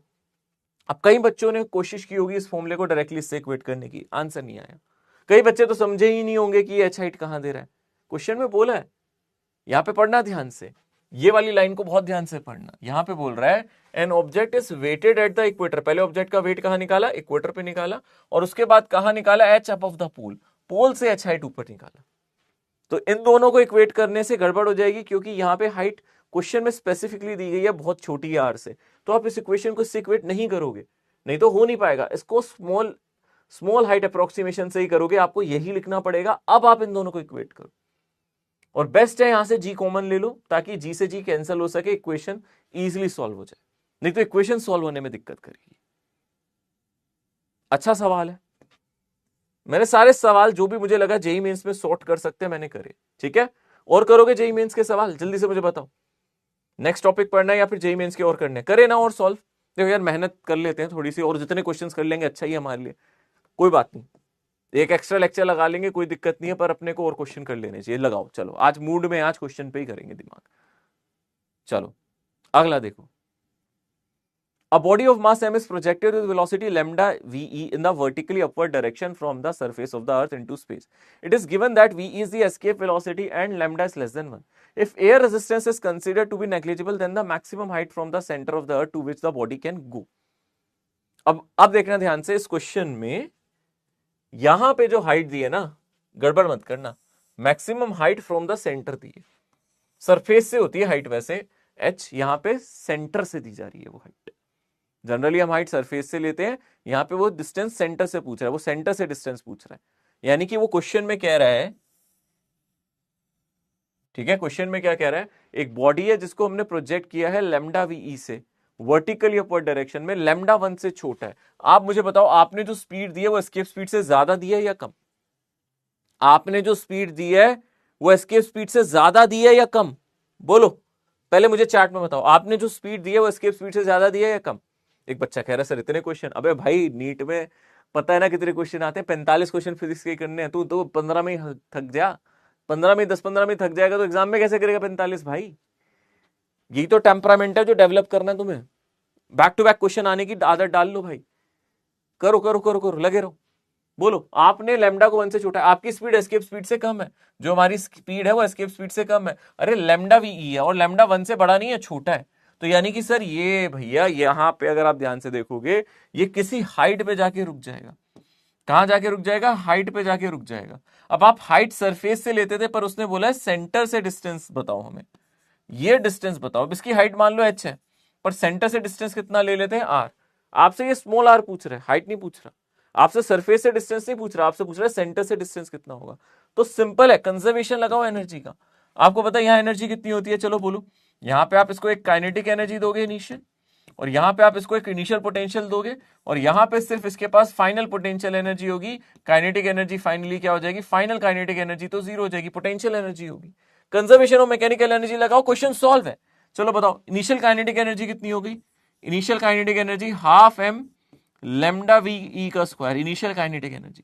Initial potential energy minus G M M divided by G M M E divided by R E. Finally potential energy कितनी होगी, minus G M M e, और सेंटर से डिस्टेंस कितना है आर। इसी डिस्टेंस को वो हाइट कह रहा है भाई, जो सेंटर से डिस्टेंस है आर, इसी को वो हाइट कह रहा है। सरफेस से हाइट नहीं निकालनी, सेंटर से डिस्टेंस निकालना है यार, सेंटर से डिस्टेंस निकालना है। अब इसको निकाल लो, खत्म हो जाएगा, क्वेश्चन इजी है। सॉल्व करो इसको फटाफट। क्या करना चाहिए सर हम लोगों को, किस टर्म में आंसर निकालना है, हमें आर और लेमडा की टर्म में निकालना है। तो बहुत सारी चीजें कटेंगी, आप वीई की वैल्यू डाल दो।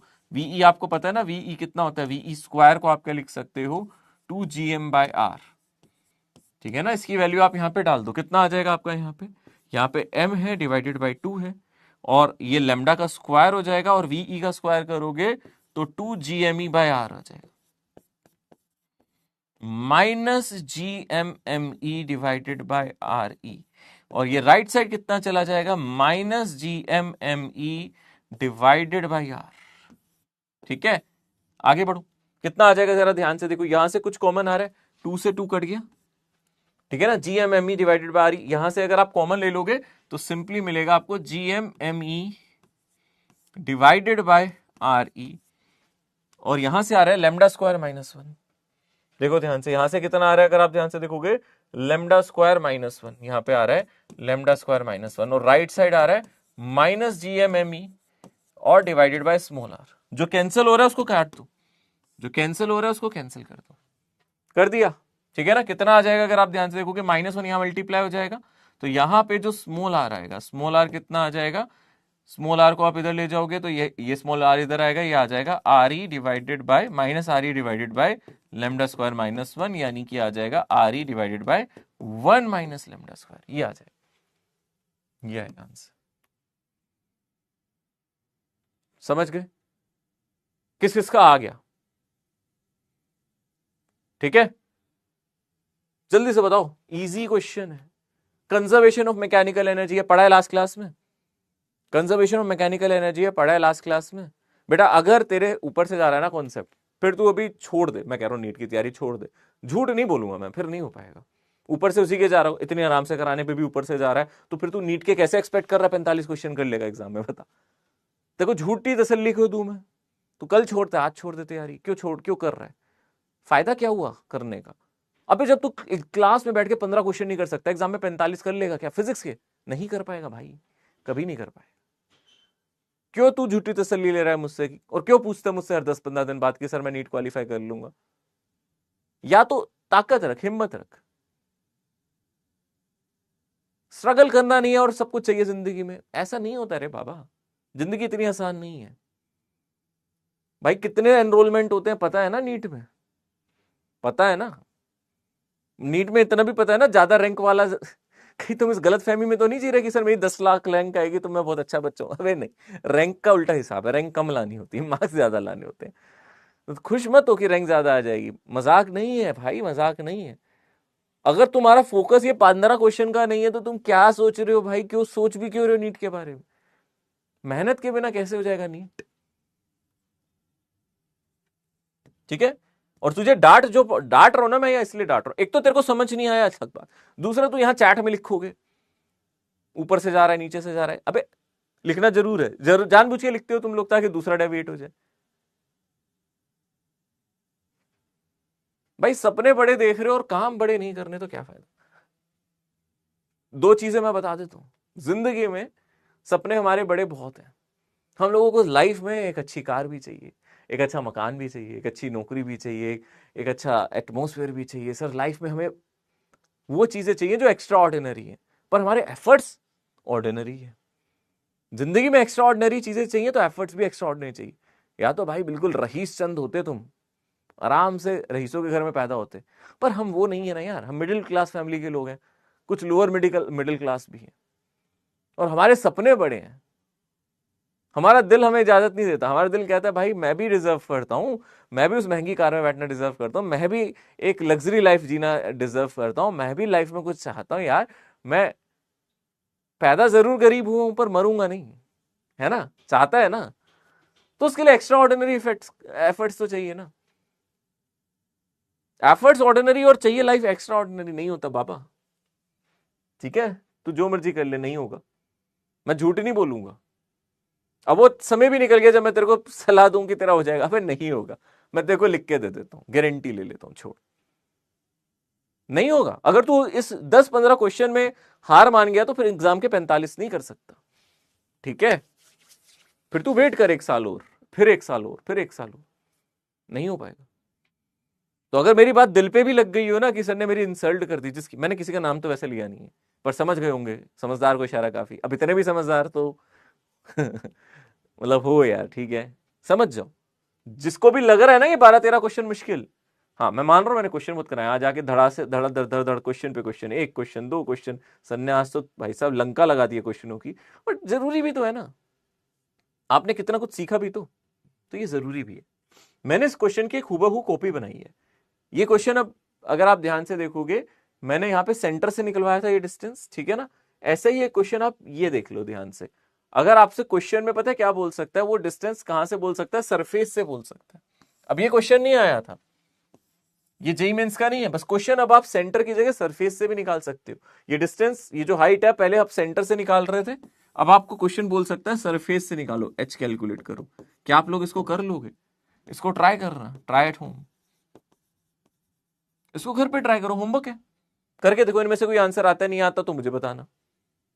अभी क्वेश्चन ये आया भाई, अगर क्वेश्चन ये आया है तो क्वेश्चन ये भी आ सकता है।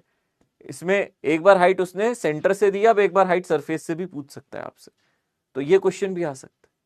कुछ नहीं है, इक्वेशन लगाना है, कुछ भी नहीं है, वही इक्वेशन है sir, half m lambda v e और इसका स्क्वायर, और सरफेस पे मेरी काइनेटिक एनर्जी ये हो जाएगी, और किसी हाइट पे मेरी काइनेटिक एनर्जी हो जाएगी, इस केस में यहाँ पे आर ई प्लस एच लिखोगे आप, और फिर सॉल्व करो।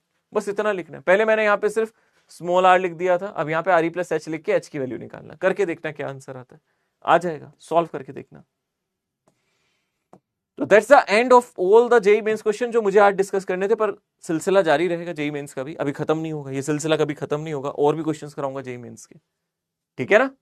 ओके, नेक्स्ट क्वेश्चन की तरफ चले, इससे पहले मैं नेक्स्ट कॉन्सेप्ट को पढ़ा रहा हूं, ठीक है।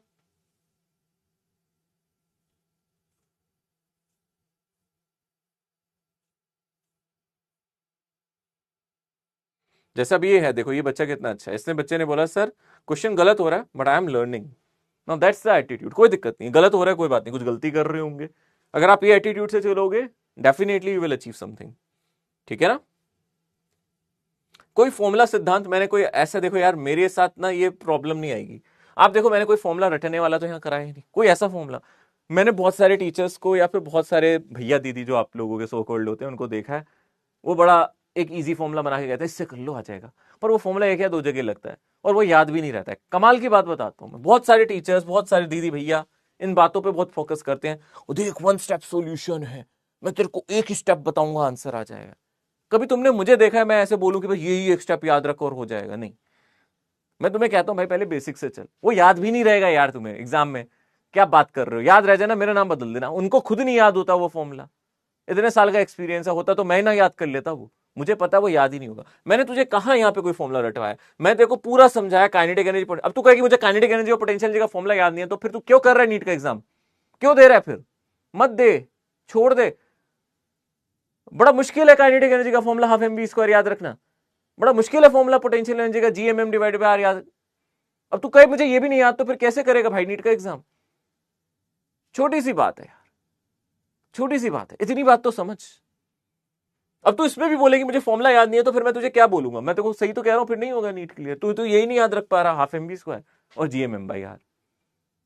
कॉन्सेप्ट समझ, फॉर्मूला अप्लाई कर बच्चे, मेरी बात ध्यान से सुन। पहली बात, अपने दिल से डर निकाल दे कि क्वेश्चन नहीं हुआ तो क्या होगा। अरे क्या हो जाएगा भाई, क्वेश्चन समझ रहा है, अभी तो तू सीख रहे, लर्निंग प्रोसेस। अभी उस बच्चे ने भी तो बोला गलत हो रहा है कोई बात नहीं, पर हम सीख रहे हैं, तो वो उसको अपनाना और थोड़ा फ्रीली अप्लाई करना सीखे क्वेश्चंस को। जितना फ्री होगा ना इसमें करने में, फ्रीली अप्लाई करना सीखेगा, उतना सही रहेगा तेरे लिए। कुछ गलती करेगा तो यहाँ पे तेरे को समझा दिया जाएगा क्या गलती कर रहा है बेटा, ठीक है। अप्रोच में हार्दिका यही चीज समझा रहे हैं बच्चे, अप्रोच ही समझा रहे हैं। बताओ अब जो हम लोगों ने यहाँ पीछे क्वेश्चंस वगैरह किए थे, इनमें अप्रोच क्या होती है? यही तो क्वेश्चन किए थे। अच्छा, इसकी अप्रोच हमने सीखी थी ना हार्दिका, क्या मैंने आपको अलग से ये टॉपिक पढ़ाया था, जब आपकी स्पीड एस्केप स्पीड से कम हो तो क्या करें, जब आपकी स्पीड एस्केप स्पीड से ज्यादा हो तो क्या करें? दो ही चीजें बताई थी। यहाँ पे आपकी स्पीड एस्केप स्पीड से कम है, मैंने पहले ही आपसे डिस्कस किया, ठीक है। अब हार्दिका ने क्वेश्चन पूछा तो मैं उसको भी बताऊंगा, ठीक है।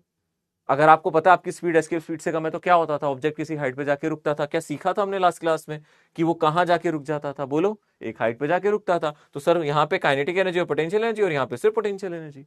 सर अगर उसकी स्पीड एस्केप स्पीड से ज्यादा होती थी तो क्या होता था, वो स्पेस पे पहुंच जाता था, उसकी फाइनल पोटेंशियल एनर्जी जीरो हो जाती थी, फाइनली काइनेटिक एनर्जी होती थी। दो ही चीजें सिखाई थी, कोई ज्यादा तो मैंने बताया भी नहीं था। वही जेईई मेंस ने भी पूछा, उससे ज्यादा तो जेईई मेंस ने कुछ नहीं पूछा। आप देख लो ध्यान से, इस क्वेश्चन में उससे ज्यादा नहीं पूछा उसने जेईई मेंस ने, ठीक है ना। जेईई मेंस ने भी उससे ज्यादा नहीं पूछा था। आप एक बार ठंडे दिमाग से घर जाके सोचना। और मैं आपको एक सबसे बड़ा लॉजिक बताऊं, शायद ये क्वेश्चन आके आज मैं सबसे पहले कराता ना, तो आपको इतना कंफ्यूजन नहीं होता। अभी आप पता है कितने क्वेश्चन कर चुके हैं, 13-14 कुछ क्वेश्चन कर चुके होंगे। जब वो 15वें क्वेश्चन पे ये क्वेश्चन आया तो आपको मुश्किल लग रहा है, क्योंकि आपका दिमाग थक चुका है और आपकी टेंडेंसी कम है क्वेश्चन सॉल्व करने की। This is a region. आपको एक मेन रीजन नहीं पता कि हम क्यों एग्जाम में अच्छा नहीं कर पा रहे। कई बच्चे कहते हैं कि सर मेरा स्कोर इंप्रूव नहीं हो रहा, उसका असली रीजन ये नहीं है कि आपको समझ नहीं आ रहा। कई बार उसका रीजन ये भी होता है, हम बहुत टायर्ड हो जाते हैं। हमने अपने दिमाग को इतना कमजोर बना दिया कि हम वो इतने सारे क्वेश्चन नहीं कर पाते।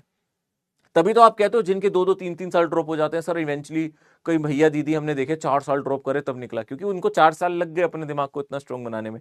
तुम्हें 4 साल लगाने हैं, तुम्हें 4 साल लगाने हैं। हो सकता है किसी का तीसरा चौथा ईयर हो, मैं उसकी बात नहीं कर रहा, वो अच्छा कर रहा है, कोशिश कर रहा है अभी भी, बट क्या तुम्हें 3-4 साल का समय लेना है, या फिर सर इसी साल निकालना है मुझे? अब आपका डिसीजन है। और दिमाग एक ऐसी चीज है, आप जितना उसको रिलैक्स करोगे उतना रिलैक्स हो जाएगा, जितना उसको काम पे लगाओगे उतना काम पे लग जाएगा। आजमाई हुई चीज है, समझ रहे हो। आपको मैं बोल दूं कि अभी आपके पास 1 हफ्ता एग्जाम में, तो आप तैयारी स्लो करोगे। मैं बोलूं आपके पास सिर्फ 2 दिन पड़े हैं, तो आपका दिमाग आपको तैयारी जल्दी करने देगा। तो ये दिमाग है, ये खेलता है अपने साथ, ठीक है। ये खेल खेलता है अपने साथ, बड़ी तेज चीज है ये, ठीक है ना। बड़ी तेज चीज है भाई साहब, ये हमारे साथ खेलता है, ये खेल खेल रहा है, खिलवाड़ कर रहा है हमारे साथ। इसकी बातों में मत आना। ये उल्लू बना रहा है हम लोगों को। कैसा उल्लू बना रहा है ये हमें ऐसा दिखा रहा है कि जैसे इसके बस की नहीं है, बट इसकी काबिलियत बहुत ज्यादा है। इसके बातों में मत जाना। जब आपको लगे ना बहुत प्रेशर पड़ रहा है, आप समझ जाना है नहीं, जो मैं कर रहा हूं उससे मैं 10 गुना अच्छा कर सकता हूं। जो मैं अभी भी कर रहा हूं उससे 10 गुना अच्छा कर सकता हूं। कैपेबिलिटी आपकी बहुत ज्यादा है, ठीक है। नेक्स्ट टॉपिक पे आ रहे हैं, ग्रेविटेशनल पोटेंशियल। पहले हम लोगों को पोटेंशियल सीखना है, gravitational potential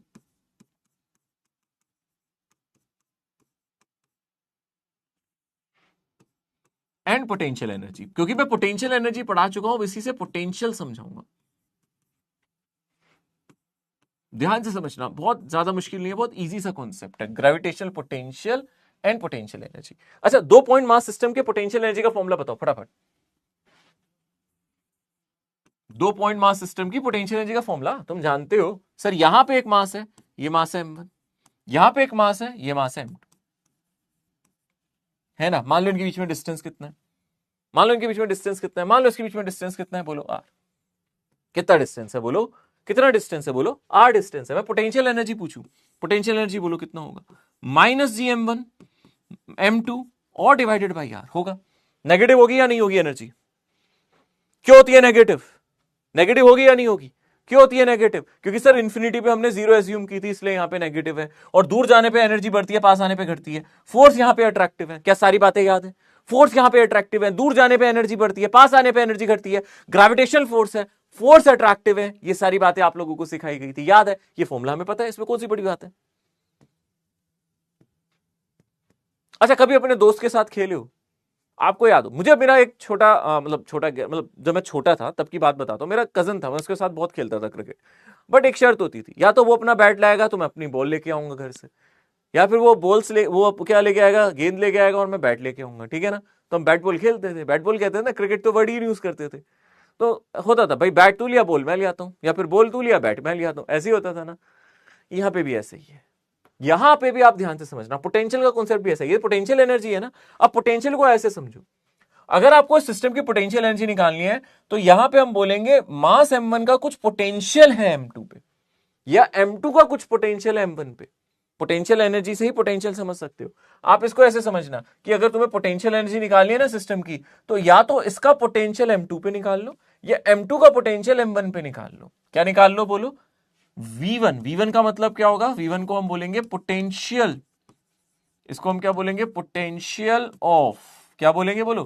potential of m1 on m2। जैसे फील्ड होती है वैसे एक पोटेंशियल भी होता है। फील्ड बस इलेक्ट्रिक फील्ड, ग्रेविटेशनल फील्ड एक वेक्टर क्वांटिटी की तरह काम करती है, पोटेंशियल स्केलर है। तो या तो आप m1 का पोटेंशियल m2 पे निकाल लो, तो आप पोटेंशियल एनर्जी को लिख सकते हो सिंपली m2 और V1। जैसे मैंने क्रिकेट में बोला था, बैट तेरा तो बॉल तेरी, और अगर बैट मेरा तो बॉल तेरी। मतलब ऑब्वियस सी बात है, एक बैट लाएगा एक बॉल लाएगा तभी क्रिकेट खेलेंगे ना भाई। होता है ना ऐसे दोस्तों में, अरे यार होता है, झूठ मत बोलना है ना। चल तू ये लिया मैं ये लिया, तो ऐसे होता है ना। चल तू ये लिया ये मैं ले आऊंगा, चल तू तू बैडमिंटन लिया शटलकॉक मैं ले आऊंगा बाजार से, ऐसे ही तो होता है। तो इन्होंने भी यही डिसाइड किया, अगर हमें पोटेंशियल एनर्जी निकालनी होगी तो M1 का पोटेंशियल M2 पे निकाल लेंगे और M2 का मास लेंगे। मास अगर M2 का तो पोटेंशियल M1 का, मास अगर M2 का तो पोटेंशियल M1 का। या फिर आप उल्टा भी कह सकते हो कि सर अगर मास M1 का तो पोटेंशियल M2 का। जैसे V1 है पोटेंशियल ऑफ M1 और M2, तो आप ऐसे ही समझ रहे होगे यहां पे V2 का मतलब क्या होगा, potential of M2, potential of M2 on M1। इसका पोटेंशियल यहां कितना है, इसका पोटेंशियल यहां पे कितना है, बस। तो यही पोटेंशियल एनर्जी, यानी कि सर अगर हम V1 निकालना चाहें तो वो आ जाएगा U डिवाइडेड बाई M2, ठीक है ना। और अगर सर हम V2 निकालना चाहें तो वो आ जाएगा U डिवाइडेड बाई M1। यानी कि सर V1 का फॉर्मूला क्या हो जाएगा, बताएगा कोई? V1 का फॉर्मूला कितना हो जाएगा? V1 का फॉर्मूला कितना हो जाएगा, जल्दी से बोलो। V1 का फॉर्मूला हो जाएगा माइनस GM1 बाई R। और V2 का फॉर्मूला कितना हो जाएगा, अच्छा minus GM2 divided by R। ये तो बहुत सिंपल हो गया। देखा जाए सर फॉर्मूला तो बहुत आसान हो गया, फॉर्मूला बहुत आसान है। अगर हम किसी भी मास का, अरे भाई किसी भी मास का, मान लो M मास का पोटेंशियल R डिस्टेंस पे निकालना चाहे तो इन शॉर्ट फॉर्मूला बन जाता है simply GM by R। Simple formula बन जाता है GM बाई R। और अगर आप इसकी एसआई यूनिट की बात करोगे तो इसकी एसआई यूनिट क्या आएगी, जल्दी से बोलो। अगर आप इसकी एसआई यूनिट की बात करोगे तो सर ये एनर्जी डिवाइडेड बाय मास है। एनर्जी डिवाइडेड बाय मास है, इसकी एनर्जी डिवाइडेड बाय मास से हम यूनिट निकाल सकते हैं। बताओ कितनी आ जाएगी, जूल पर केजी आ जाएगी सर, जूल पर केजी, खत्म। SI unit joule per KG हो गई। डायमेंशन निकाल लो सर, डायमेंशन कौन निकालेगा इसकी, जल्दी से बोलो। डायमेंशन कैसे निकलेगी, अगर हम ध्यान से देखें, डायमेंशन एनर्जी की कितनी होती है, ml² T-2, और मास से आप इसको डिवाइड कर देना तो कितनी डायमेंशन आ जाएगी भाई, m0l² T-2, ये आ जाएगी डायमेंशन। लॉजिक समझ में आ रहा है? अगर आपको पोटेंशियल एनर्जी निकालनी है तो फॉर्मूला ये होता है, पोटेंशियल निकालना है, अगर M1 का पोटेंशियल निकालना है M2 पे, अगर M1 का पोटेंशियल निकालना है M2 पे तो पोटेंशियल एनर्जी को M2 से डिवाइड कर दो, और अगर M2 का पोटेंशियल निकालना है R डिस्टेंस पे यानी कि M1 पे तो इससे डिवाइड कर दो। तो एक्चुअली देखा जाए कोई भी ऑब्जेक्ट है उसका पोटेंशियल किसी R डिस्टेंस पे इस फॉर्मूले से निकाला जा सकता है। किसी भी ऑब्जेक्ट का पोटेंशियल R डिस्टेंस पे इस तरीके से निकाला जा सकता है। इलेक्ट्रिक पोटेंशियल की तरह यह बिल्कुल अथर्व, बस इलेक्ट्रिक पोटेंशियल में यहां पे मास की जगह चार्ज से डिवाइड करते थे। जब आप इलेक्ट्रिक पोटेंशियल की बात करोगे तो वहां मास की जगह किससे डिवाइड करोगे, चार्ज से। वहां पे एनर्जी पर यूनिट चार्ज आएगा, यहां पे एनर्जी पर यूनिट मास आ रहा है, वहां एनर्जी पर यूनिट चार्ज आएगा। अब मैं आता हूं थोड़ी डेफिनेशंस पे। मैंने अभी तक पोटेंशियल और पोटेंशियल एनर्जी की सही वाली डेफिनेशन, सही यानी कि जो एग्जाम में जो बुक वाली डेफिनेशन होता है उसके बारे में बात ही नहीं करी है। तो जरा डेफिनेशंस पे आते हैं, दोनों को मैं कंपेयर करता हूं, डेफिनेशंस को समझाता हूं कि सर इसको डेफिनेशन बेस्ड, थ्योरी बेस्ड कैसा क्वेश्चन आता है। न्यूमेरिकल तो चलो हम करेंगे बहुत सारे, डेफिनेशन बेस्ड क्वेश्चन किस तरीके से आता है। कंपैरिजन करता हूं, दोनों के बीच में कंपैरिजन करते हैं। सबसे पहले मैं पोटेंशियल एनर्जी का बताता हूं। तो पोटेंशियल एनर्जी को कैसे आप स्कूल में डेफिनेशन की टर्म्स में पढ़ा करते थे, याद होगा। मैं डेफिनेशन लिखवाऊंगा ना, आपको याद आ जाएगा, अच्छा हाँ सर ऐसे कराते थे, स्कूल में लिखवाते थे। Potential energy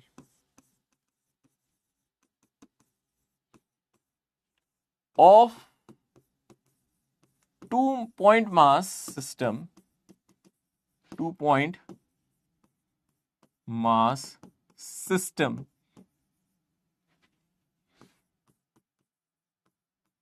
of masses m1 and m2 is defined as work done required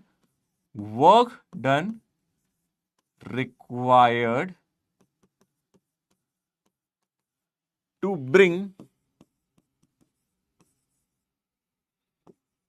m2 from infinity to a distance r from m1 in the presence of field of m1। ठीक है ना? और यहां पे आप ब्रैकेट में लिख सकते हो विद 0 स्पीड। स्पीड नहीं होनी चाहिए। कहने का मतलब क्या है, ध्यान से समझना। कहने का मतलब क्या है, डेफिनेशन को थोड़ा फील करना, जो लिखा है उसको फील करना। मान लो आपने यहां पे m1 मान लिया, इसको फिक्स कर दो, इसको मत हिलाना, फिक्स कर दिया। m2 को कहां से ला रहे हैं? इंफिनिटी से। कहां से ला रहे हैं? बोलो m2 कहां बैठा है? बहुत दूर है। कहां है? बहुत दूर है सर, कोसों दूर है, बहुत दूर है, किसी दूर देश में बैठा है।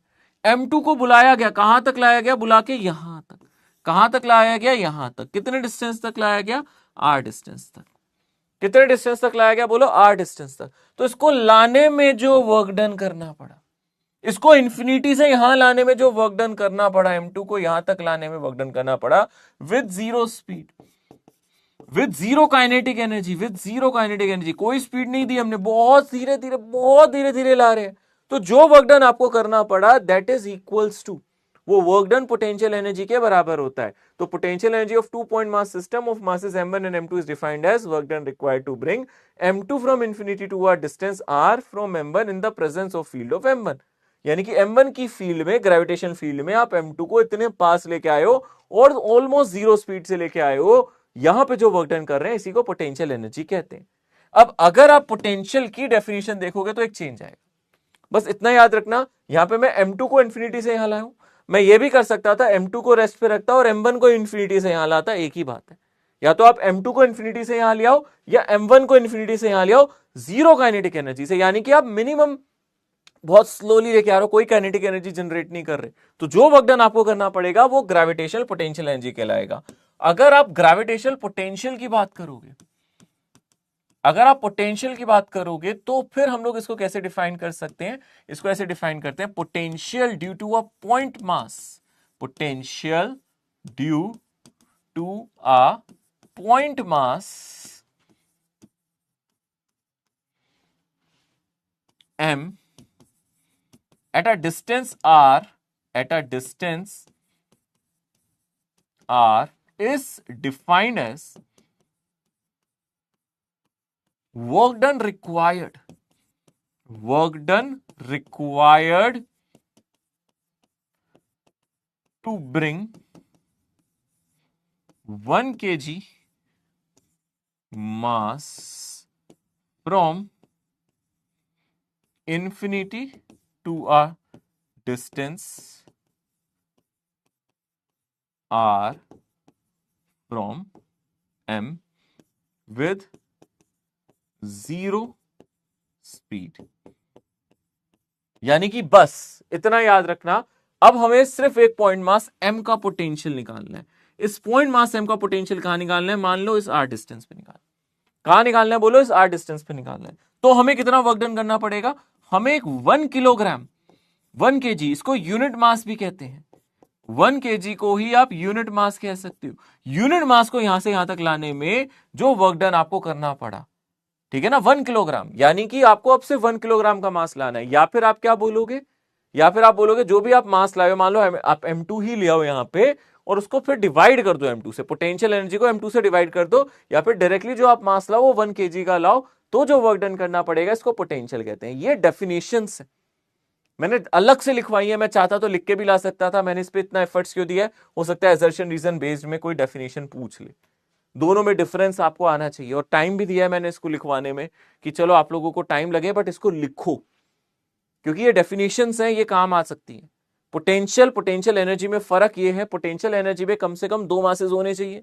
पोटेंशियल में सिंगल मास का भी निकाल सकते हो, पोटेंशियल एनर्जी में मल्टीपल मासेस चाहिए, पोटेंशियल सिंगल मास का भी कैलकुलेट किया जा सकता है। दोनों में फर्क है। आप कोई पॉइंट मास ले लो, इसका पोटेंशियल कहीं भी निकाल सकते हो आप। और potential is a scalar quantity, not a vector. कैसी क्वांटिटी है? स्केलर क्वांटिटी है। याद रखोगे, एनर्जी से डिराइव हुआ है, स्केलर क्वांटिटी, कोई डायरेक्शन नहीं है, सिर्फ मैग्नीट्यूड है। तो अगर आप पोटेंशियल की बात कर रहे हो, आप कहीं भी देख लो, चाहे इससे r डिस्टेंस पे यहां देख लो, चाहे r डिस्टेंस पे यहां देख लो, चाहे r डिस्टेंस पे यहां देख लो, यहां पे भी पोटेंशियल कितना होगा? gm, अगर इसका मास m है, divided by R negative sign के साथ। यहां पे भी देखोगे तो minus G M divided by R, यहां पे भी देखोगे तो minus G M divided by R. Negative sign अगर मैंने पीछे कहीं नहीं लगाया हो तो लगा देना भाई, वैसे मैं लगाता रहता हूं साथ साथ, क्योंकि पोटेंशियल या पोटेंशियल एनर्जी नेगेटिव क्वांटिटी है, क्योंकि पोटेंशियल एनर्जी नेगेटिव है तो ये भी नेगेटिव ही आएगा। Minus ji M by R कहीं भी देख सकते हो सर, यहां पे देखें आर डिस्टेंस पे तो यहां पे भी कितना होगा minus ji M by R. अच्छे से देख लो ध्यान से, किसी भी आर डिस्टेंस पे, यहां देख लूं, यहां देख लूं, यहां देख लूं, यहां देख लूं, कहीं भी देख लूं, यहां भी minus ji M by R. कोई डायरेक्शन भी नहीं है, सिर्फ मैग्नीट्यूड है, कोई डायरेक्शन भी नहीं है, सिर्फ मैग्नीट्यूड है। ठीक है ना, ऐसा भी नहीं कि कोई डायरेक्शन है, सिर्फ मैग्नीट्यूड है। बात समझ में आ गई अच्छी तरीके से। पोटेंशियल और पोटेंशियल एनर्जी में काफी ज्यादा फर्क है। अगर आपको पोटेंशियल निकालना है due to system of masses, potential due to system of masses, बहुत सारे मासेस हो तो पोटेंशियल कैसे निकलेगा। मान लो यहां पे हम कंसीडर करते हैं दो मासेस, मान लो मैंने 2 पॉइंट मास लिए, ये मास मैंने ले लिया m, और मान लो ये वाला मास मैंने ले लिया 3m, और मान लो मुझे यहां पोटेंशियल निकालना है, मुझे ये डिस्टेंस पता है लेटस से r, और मान लो यहां से डिस्टेंस पता है मुझे कितना है 2r। मान लो मैं आपसे बोलूं फाइंड पोटेंशियल, ठीक है ना, find total potential at p, ठीक है, पूछ लिया, मन करा मैंने पूछ लिया, find total potential at p पे टोटल पोटेंशियल निकालना है, तो मुझे यहां पे a और b दोनों का पोटेंशियल निकालना पड़ेगा। तो टोटल पोटेंशियल सिंपली ऐड हो जाएगा, कोई वेक्टर नहीं है, स्केलर एडिशन करना है सिंपली, कोई डायरेक्शन भी नहीं लेनी। मतलब यहां से आ जाएगा minus ji M by R और minus G three M divided by 2r, ये टोटल पोटेंशियल हो जाएगा सिंपली। ये 2 मासेस के लिए हो गया सर, 3 मासेस के लिए भी कर सकते हैं, किसी के लिए भी कर लो, बहुत सारे मासेस होंगे, सबके लिए निकाल सकते हो, बहुत सारे मासेस हैं, है ना, किसी का भी निकाल सकते हो। सर 4 मासेस है, मान लो यहाँ पे हमें निकालना है, m1 से यहाँ पे डिस्टेंस r1 था, सर m2 से यहाँ डिस्टेंस r2 था, m3 से यहाँ पे डिस्टेंस r3 था, m4 से यहाँ पे डिस्टेंस r4 था, ठीक है ना। अगर मुझे यहाँ पे टोटल पोटेंशियल निकालना है, v से लिख सकते हो, तो सर सारे पोटेंशियल को ऐड कर देते हैं, v1 v2 v3 v4 simply add हो जाएंगे, यानी कि minus ji M one by R one minus ji M two by R two simply add कर दो, minus ji M three by R three minus ji M four by R four, ये देखो simply potential add हो जाएंगे। Potential scalar quantity है, तो आप system of masses के लिए भी पोटेंशियल निकाल सकते हो, और जहां पे आप पोटेंशियल निकाल रहे हो जरूरी नहीं है वहां पे कोई मास हो, जरूरी नहीं है। पोटेंशियल एनर्जी के लिए एटलीस्ट 2 मासेस होने चाहिए। पोटेंशियल सिंगल मास का भी निकाला जा सकता है, मल्टीपल का भी निकाला जा सकता है, किसी पॉइंट पे आप निकाल सकते हो, किसी भी पॉइंट पे आप निकाल सकते हो पोटेंशियल। कैसी क्वांटिटी है पोटेंशियल? Scalar quantity. पोटेंशियल कैसा लेना है हमें, यहां पे नेगेटिव ही आएगा, ठीक है ना, नेगेटिव ही आएगा। ओके, सो नेक्स्ट कॉन्सेप्ट यहां पे आता है वर्क डन का concept, work done and potential difference, work done and potential difference, ठीक है। ये हम कैसे डिफाइन करेंगे? मान लो आपको किसी मास को, सपोज करना ये मास मेरा m0 है, यहां पे पोटेंशियल कितना है, इस लोकेशन पे पोटेंशियल है v1, और यहां पे दूसरी लोकेशन है, यहां पे पोटेंशियल कितना है v2। मान लो आप इस मास को यहां से यहां तक ले जाना चाहते हो, ठीक है ना, तो वर्क डन आपसे पूछा जा सकता है, वर्क डन, ये एक्सटर्नल वर्क डन है, ये एक्सटर्नल वर्क डन है, ये कंजर्वेटिव फोर्स का वर्क डन नहीं है। Work done required to bring, work done required to move m0 from v1 to v2। अगर आप इसको v1 पोटेंशियल से v2 तक ले जा रहे हो, तो सिंपली अगर आपसे पूछे कितना वर्क डन करना पड़ेगा, तो आप बोलोगे m0 into change in potential, potential difference, potential difference को ही हम डेल्टा v कह रहे हैं, जिसका मतलब होगा final potential minus initial potential. तो यहां पे अगर आप वर्क डन निकालोगे तो सिंपली आपका फॉर्मूला हो जाएगा m0, और फाइनल पोटेंशियल कितना हो जाएगा v2, और इनिशियल पोटेंशियल कितना हो जाएगा v1। तो वर्क डन का सिंपली फॉर्मूला क्या है, आपको कितना वर्क डन करना है, ऐसे बहुत सारे क्वेश्चन आएंगे, आपको कितना वर्क डन कर रहा है, तो आप मास को जस्ट मल्टीप्लाई करोगे पोटेंशियल डिफरेंस से।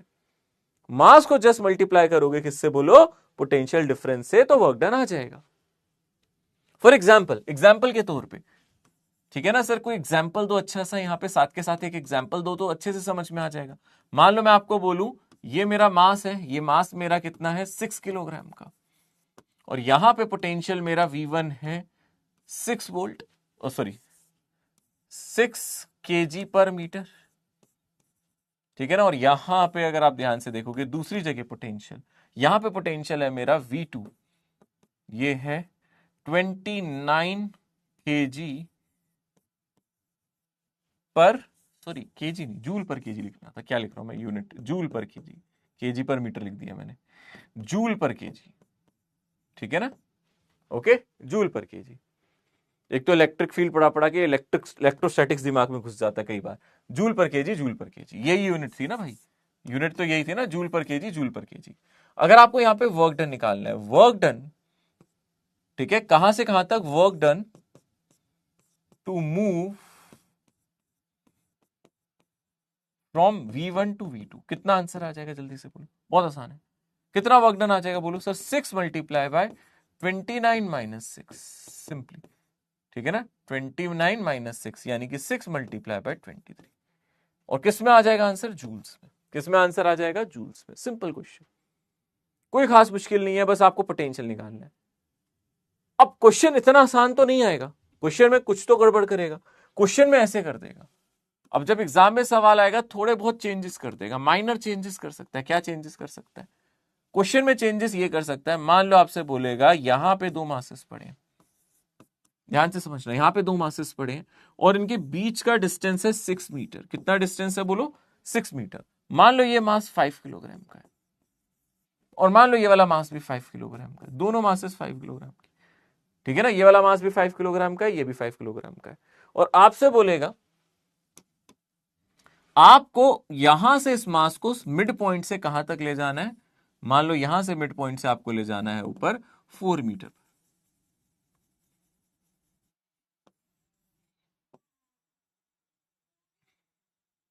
ठीक है ना, ये डिस्टेंस मैं आपको दे देता हूं 4 मीटर, ठीक है ना। आपको कहां से कहां तक ले जाना है, आपको ले जाना है इस मास को m0 जो है मेरा 2 किलोग्राम का, ठीक है ना। तो आप यहां पे लिखो वर्क डन रिक्वायर्ड, क्वेश्चन बोल रहा है आपसे work required, work required to move m0 from A to B, from A to B। जब ऐसे बोले तो आप मिनिमम वर्क डन की ही बात करोगे, मिनिमम वर्क डन यानी कि जीरो काइनेटिक एनर्जी से ही लेके जाओगे। आप जो भी यहां पे एनर्जी दे रहे हो वो जस्ट मिनिमम एनर्जी है कि आप इसको यहां से यहां तक ले जा रहे हो, ठीक है। तो आपको क्या करना पड़ेगा, अगर आप ध्यान से देखोगे, पहले आपको यहां पे वर्क डन का फॉर्मूला समझना है। सर वर्क डन का फॉर्मूला हो जाएगा m0 VB माइनस VA। तो जब आप पोटेंशियल निकालोगे तो इसके मास को नहीं लेना है, पोटेंशियल के लिए एक्सटर्नल मास होंगे, जिस मास को आप मूव कर रहे हो उसका पोटेंशियल से कुछ लेना देना नहीं। जो मूविंग मास है, जिस मास को आप इधर से उधर ले जा रहे हो उसका पोटेंशियल से कुछ लेना देना नहीं है। अगर आपको यहां पे ए और बी का पोटेंशियल निकालना है, लेट अस से अगर आप यहां पे वी बी निकाल रहे हो या वी ए निकाल रहे हो, तो वी ए का फॉर्मूला क्या होगा, आप 5 किलोग्राम का पोटेंशियल यहां निकालोगे, इस 5 का भी निकालोगे। आप जानते हो ये डिस्टेंस कितना होगा, 3 मीटर होगा, मिड पॉइंट पे है ना, तो ये डिस्टेंस भी कितना हो जाएगा, 3 मीटर हो जाएगा। तो जितना पोटेंशियल 5 का यहां आएगा उतना ही पोटेंशियल इसका आएगा, यानी कि मैं 2 टाइम्स लिख देता हूं, है ना, -2g टाइम्स जो भी मास है मेरा 5 और डिवाइडेड बाय डिस्टेंस कितना, अगर आप ध्यान से देखोगे 3 मीटर, यानी यहां से आ जाएगा -10g divided by 3m, -10g divided by 3m। ये क्या निकाला है मैंने, ए पे पोटेंशियल 5 किलोग्राम का यहां पे, इसका भी यहां पे, दोनों को ऐड कर दिया इसलिए 2 का फैक्टर आ रहा है, g times mass divided by distance. ऐसे ही अगर आप पोटेंशियल निकालोगे कहां पे, पोटेंशियल एट बी, तो आपको ये डिस्टेंस चाहिए होगा, आपको अब ये वाला डिस्टेंस चाहिए होगा। ये डिस्टेंस कितना है, आप डिस्टेंस समझ गए, ये 3 है 4 है, तो ये डिस्टेंस कितना होगा, 5 मीटर। निकाल लोगे ये डिस्टेंस कितना होगा बोलो, 5 मीटर। तो यहां से कितना आ जाएगा, -2g, m अभी भी 5 है, और डिवाइडेड बाय डिस्टेंस कितना है, अगर आप ध्यान से देखोगे 5 मीटर, नीचे आ जाएगा 5, ठीक है ना। अब नीचे मीटर लिखने की जरूरत नहीं है, आप नीचे m मत लिखो, मीटर लिखने की जरूरत नहीं है, यूनिट मत लिखो, सिर्फ आप यहाँ पे इतना ही लिख लो, है ना, -10g/3, है ना। और वहां पे कितना आ जाएगा अगर आप ध्यान से देखोगे, यहाँ पे आ जाएगा -10g/5, वहां 10g/3 आया है, यहाँ 10g/5 आया है। अब अगर आपको वर्क डन निकालना है तो सिंपली क्या करना पड़ेगा, वर्क डन के लिए आपको m0 और इनटू VB माइनस VA करने की जरूरत थी। तो m0 कितना है हमारे पास, m0 हमारे पास यहाँ पे कितना लिया गया, 2 किलोग्राम, है ना। अब चेंज इन पोटेंशियल एनर्जी अगर आपको निकालनी है तो फाइनल कितनी है अगर आप ध्यान से देखोगे, -10g/5, इसमें से इनिशियल माइनस करनी है, मतलब -10g/3, इसको माइनस कर दो। यहां पे आप देख सकते हो जो कॉमन आ रहा है उसको कॉमन ले लेना, 20 × 10g को कॉमन ले लो, ठीक है ना। यहां से कितना आ जाएगा, ठीक है, यहां से कितना आ जाएगा, -1/5 + 1/3। इसको सॉल्व करो और आंसर निकालो, एलसीएम लेके सॉल्व करो और आंसर निकाल लो, ठीक है, क्लियर है। आई होप ये समझ में आ गया वर्क डन और पोटेंशियल में क्या डिफरेंस है, ठीक है, पोटेंशियल डिफरेंस और वर्क डन में क्या डिफरेंस है, ये समझ में आ गया अच्छी तरीके से। इस तरीके से कोई क्वेश्चन बना सकता है, एलसीएम लेके सॉल्व कर लो, एलसीएम ले लोगे 15 एलसीएम आ जाएगा और ऊपर एक 2 का फैक्टर आ जाएगा, ठीक है ना, सॉल्व कर लोगे इसको अच्छे से। सिंपल क्वेश्चन है, वर्क डन और किसी मास को मूव करना है। सेम क्वेश्चन इलेक्ट्रोस्टैटिक्स में आता है, बस यहां मास की जगह चार्ज होता है। सेम क्वेश्चन इलेक्ट्रोस्टैटिक्स में आता है, बस यहां पे मास की जगह चार्ज होता है और यहां पोटेंशियल डिफरेंस होता है, बस पोटेंशियल डिफरेंस की यूनिट अलग आ जाती है, मेथड वही होता है। यहां पे पोटेंशियल किसके बराबर है आप देख सकते हो, पोटेंशियल है पोटेंशियल एनर्जी डिवाइडेड बाय, किसके बराबर है, पोटेंशियल एनर्जी डिवाइडेड बाय, बोलो, पोटेंशियल एनर्जी को डिवाइड कर रहे हैं हम किससे, मास से। वहां पे पोटेंशियल किसके बराबर होगा, potential energy divided by charge, electrostatic में चार्ज होगा, जो भी यहां मास है वहां पे चार्ज होगा। ओके, आज इतना ही रखे, आज इससे आगे तो नहीं पढ़ना, ठीक है। नेक्स्ट क्लास इंपॉर्टेंट होगी, वहां थोड़ा सा मैं एनर्जीज के क्वेश्चंस कराऊंगा, सैटेलाइट की एनर्जीज वगैरह पे जो हम डिस्कशन कर रहे थे वो करेंगे, plus plus plus plus plus और हम लोग क्या करेंगे, Kepler's low. So most probably next lecture is a last lecture, कोशिश करेंगे कि नेक्स्ट लेक्चर में चैप्टर कंप्लीट कर ले, ठीक है ना, ओवरऑल पूरा चैप्टर कंप्लीट कर लेंगे नेक्स्ट लेक्चर में। मेरी कल यही आप लोगों को गुजारिश है कि कल ध्यान से पढ़ के रिवाइज करके आना, क्योंकि कैप्लर्स लो ही मेनली बचे हैं इसमें, थोड़ा बहुत कॉन्सेप्ट बचा है, कैप्लर्स लो, थोड़ा सैटेलाइट्स के बारे में हम लोग कल डिस्कस करेंगे, बट कल का लेक्चर बहुत ध्यान से समझना, ओके, क्लियर। एक बार लीडर बोर्ड देखना चाहते हो, ओके, चलो लीडर बोर्ड आप लोगों को दिखा देते हैं। अरित्रा दास, सान्या, डॉक्टर कौशिक, फैजा, अरित्रा मंडल, अर्शिया, सुचित्र, भावना, अंजना, सोमल, ठीक है, दीज आर द नेम्स जो बहुत मेहनत कर रहे हैं और उनका नाम लीडर बोर्ड पे है, ठीक है, डन, ठीक है ना, रिवाइज करके आना, चलो, okay, take care, see you soon, bye.